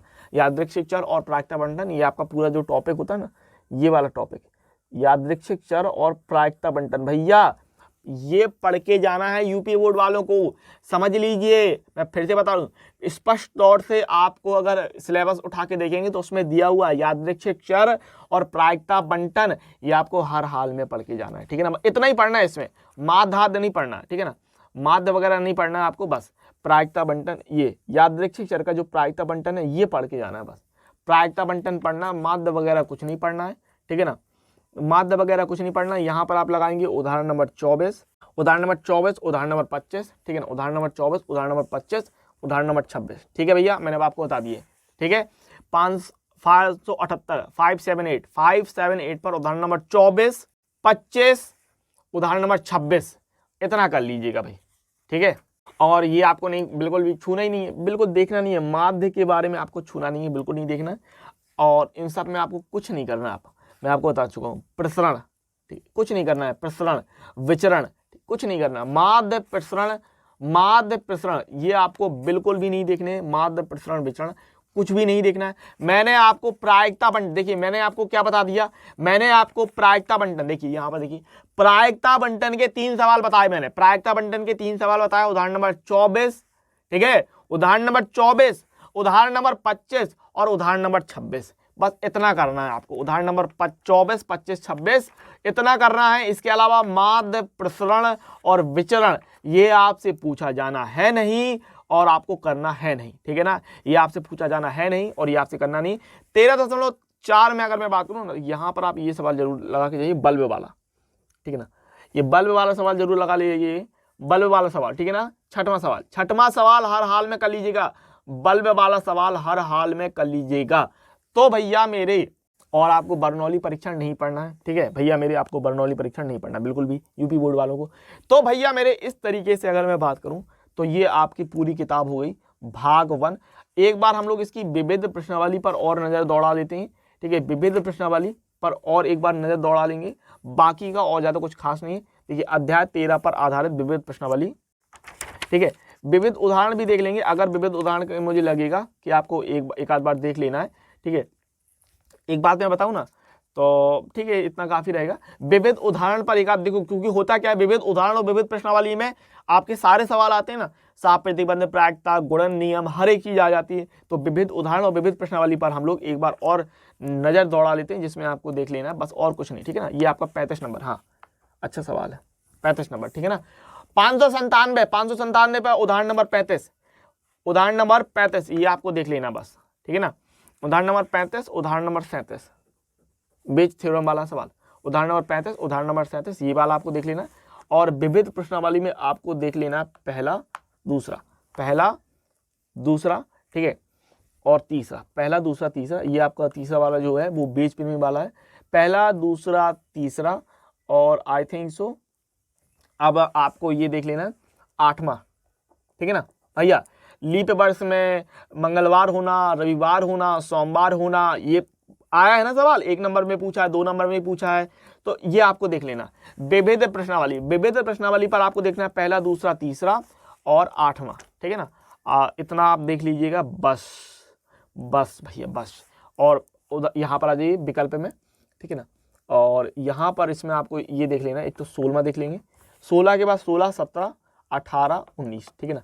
विविध प्रश्नावली में, प्रायिकता की विविध प्रश्नावली में आपको देख लेना इतना मामला देख लेना, पहला दूसरा तीसरा 8वां, पहला दूसरा तीसरा 8वां, 16, 17, 18, 19, ठीक है। तो भैया विविध प्रश्नावली भी निपट गई, इसका मतलब चैप्टर नंबर 13 की विविध प्रश्नावली निपटी। तो ये हमारा भाग 1 भी निपटा, भाग 2 भी निपटा, भाग 2 भी निपटा, भाग 1 भी निपटा। दोनों ही किताबों को मैंने इस पेन से बढ़िया तरीके से कलरफुल रंग दिया है, शानदार तरीके से आपने देखे कि दोनों के ही मैंने जो है टिक लगवा दिए हैं, जो कि महत्वपूर्ण क्वेश्चन थे। इन क्वेश्चनों को हर हाल में आपको करके जाना है। रामबाण है भैया, रामबाण है, मैंने बहुत ज्यादा टिक नहीं लगवाए हैं, इतने तो करने पड़ेंगे, एक बात समझ लो, ठीक है। इतना कर लेंगे पर्याप्त, आराम से आपका 2 दिन चल जाएगा। 2 दिन में अच्छी तरीके से करिए। और मैं आपके लिए, मैंने जैसे आपसे कहा है कि मैं आपके लिए बहुत ही शानदार तरीके से, एक तो मैं आपको ये 5 सेट लाके देने वाला हूं, ठीक है ना। सेट नंबर 1 से लेके ये मेरे पास सवाल है, ठीक है, सेट नंबर 5, ठीक है। तो 5 पेपर में हल करवाने वाला हूं। और यूपी बोर्ड ने जो ये पेपर डाला है, पहली बात तो ये पूरी तरीके से गलत है, पेपर पूरा गलत पेपर है, तो इसको भी मैं करवा दूंगा। लेकिन पेपर गलत है। पेपर में क्या गलत है? पेपर पैटर्न गलत है। पेपर पैटर्न पूरी ही तरीके से बिगड़ा हुआ है। यूपी बोर्ड पता नहीं क्या करता है आप लोगों के साथ, दुश्मनी जो भी है, लेकिन इसके सवाल तो अच्छे हैं ना। तो सवाल अच्छे हैं तो सवाल मैं आपको करवा दूंगा, ठीक है ना। तो 5 पेपर ये और 1 पेपर ये, 6 पेपर मैं आपको हल करवाने वाला हूं। बढ़िया तरीके से ये टिक लग गए, ठीक है ना भैया मेरे प्यारो यारो दुलारो। तो इस तरीके से आज का सेशन यहीं समाप्त होता है। उम्मीद है आपने टिक लगा लिए होंगे। 2 दिन का समय है, इन दिए हुए टिक से आप बेहतरीन तरीके से रिवीजन कर लीजिएगा। रामबाण है, आपके लिए संजीवनी है। और अगर मैं फिर से कह दूं, अगर आपको पीडीएफ चाहिए इस नंबर पर मुझे मैसेज कीजिए। 99 रुपये फीस है। हर एक आपके सब्जेक्ट की PCMB बायोलॉजी के लिए भी 21 पेपर है। जिसके बायोलॉजी है, दोस्त है, आप ऐसे भी कर सकते हैं। 5 लोग जुड़ जाइए, 99 रुपये की फीस है। हर एक लोग 20-20 रुपये देगा, 5 लोग मिलके वो ले सकता है। कैसे भी कर लीजिए, मुझे थोड़ी उसमें आपको मिलेगा। लेकिन मैं आपको बता दूं, मैथ में मैंने इनाम भी रखा है। 500 रुपये का इनाम है, 2000 रुपये का इनाम है, 500 रुपये का इनाम भी मिलेगा, 2000 रुपये का इनाम भी मिलेगा। अगर आपके नंबर अच्छे आ जाते हैं तो उसके लिए आप मुझे मैसेज कीजिए। और मिलेंगे अगले वीडियो में, तब तक के लिए पढ़ते रहिए, खुश रहिए, आगे बढ़ते रहिए।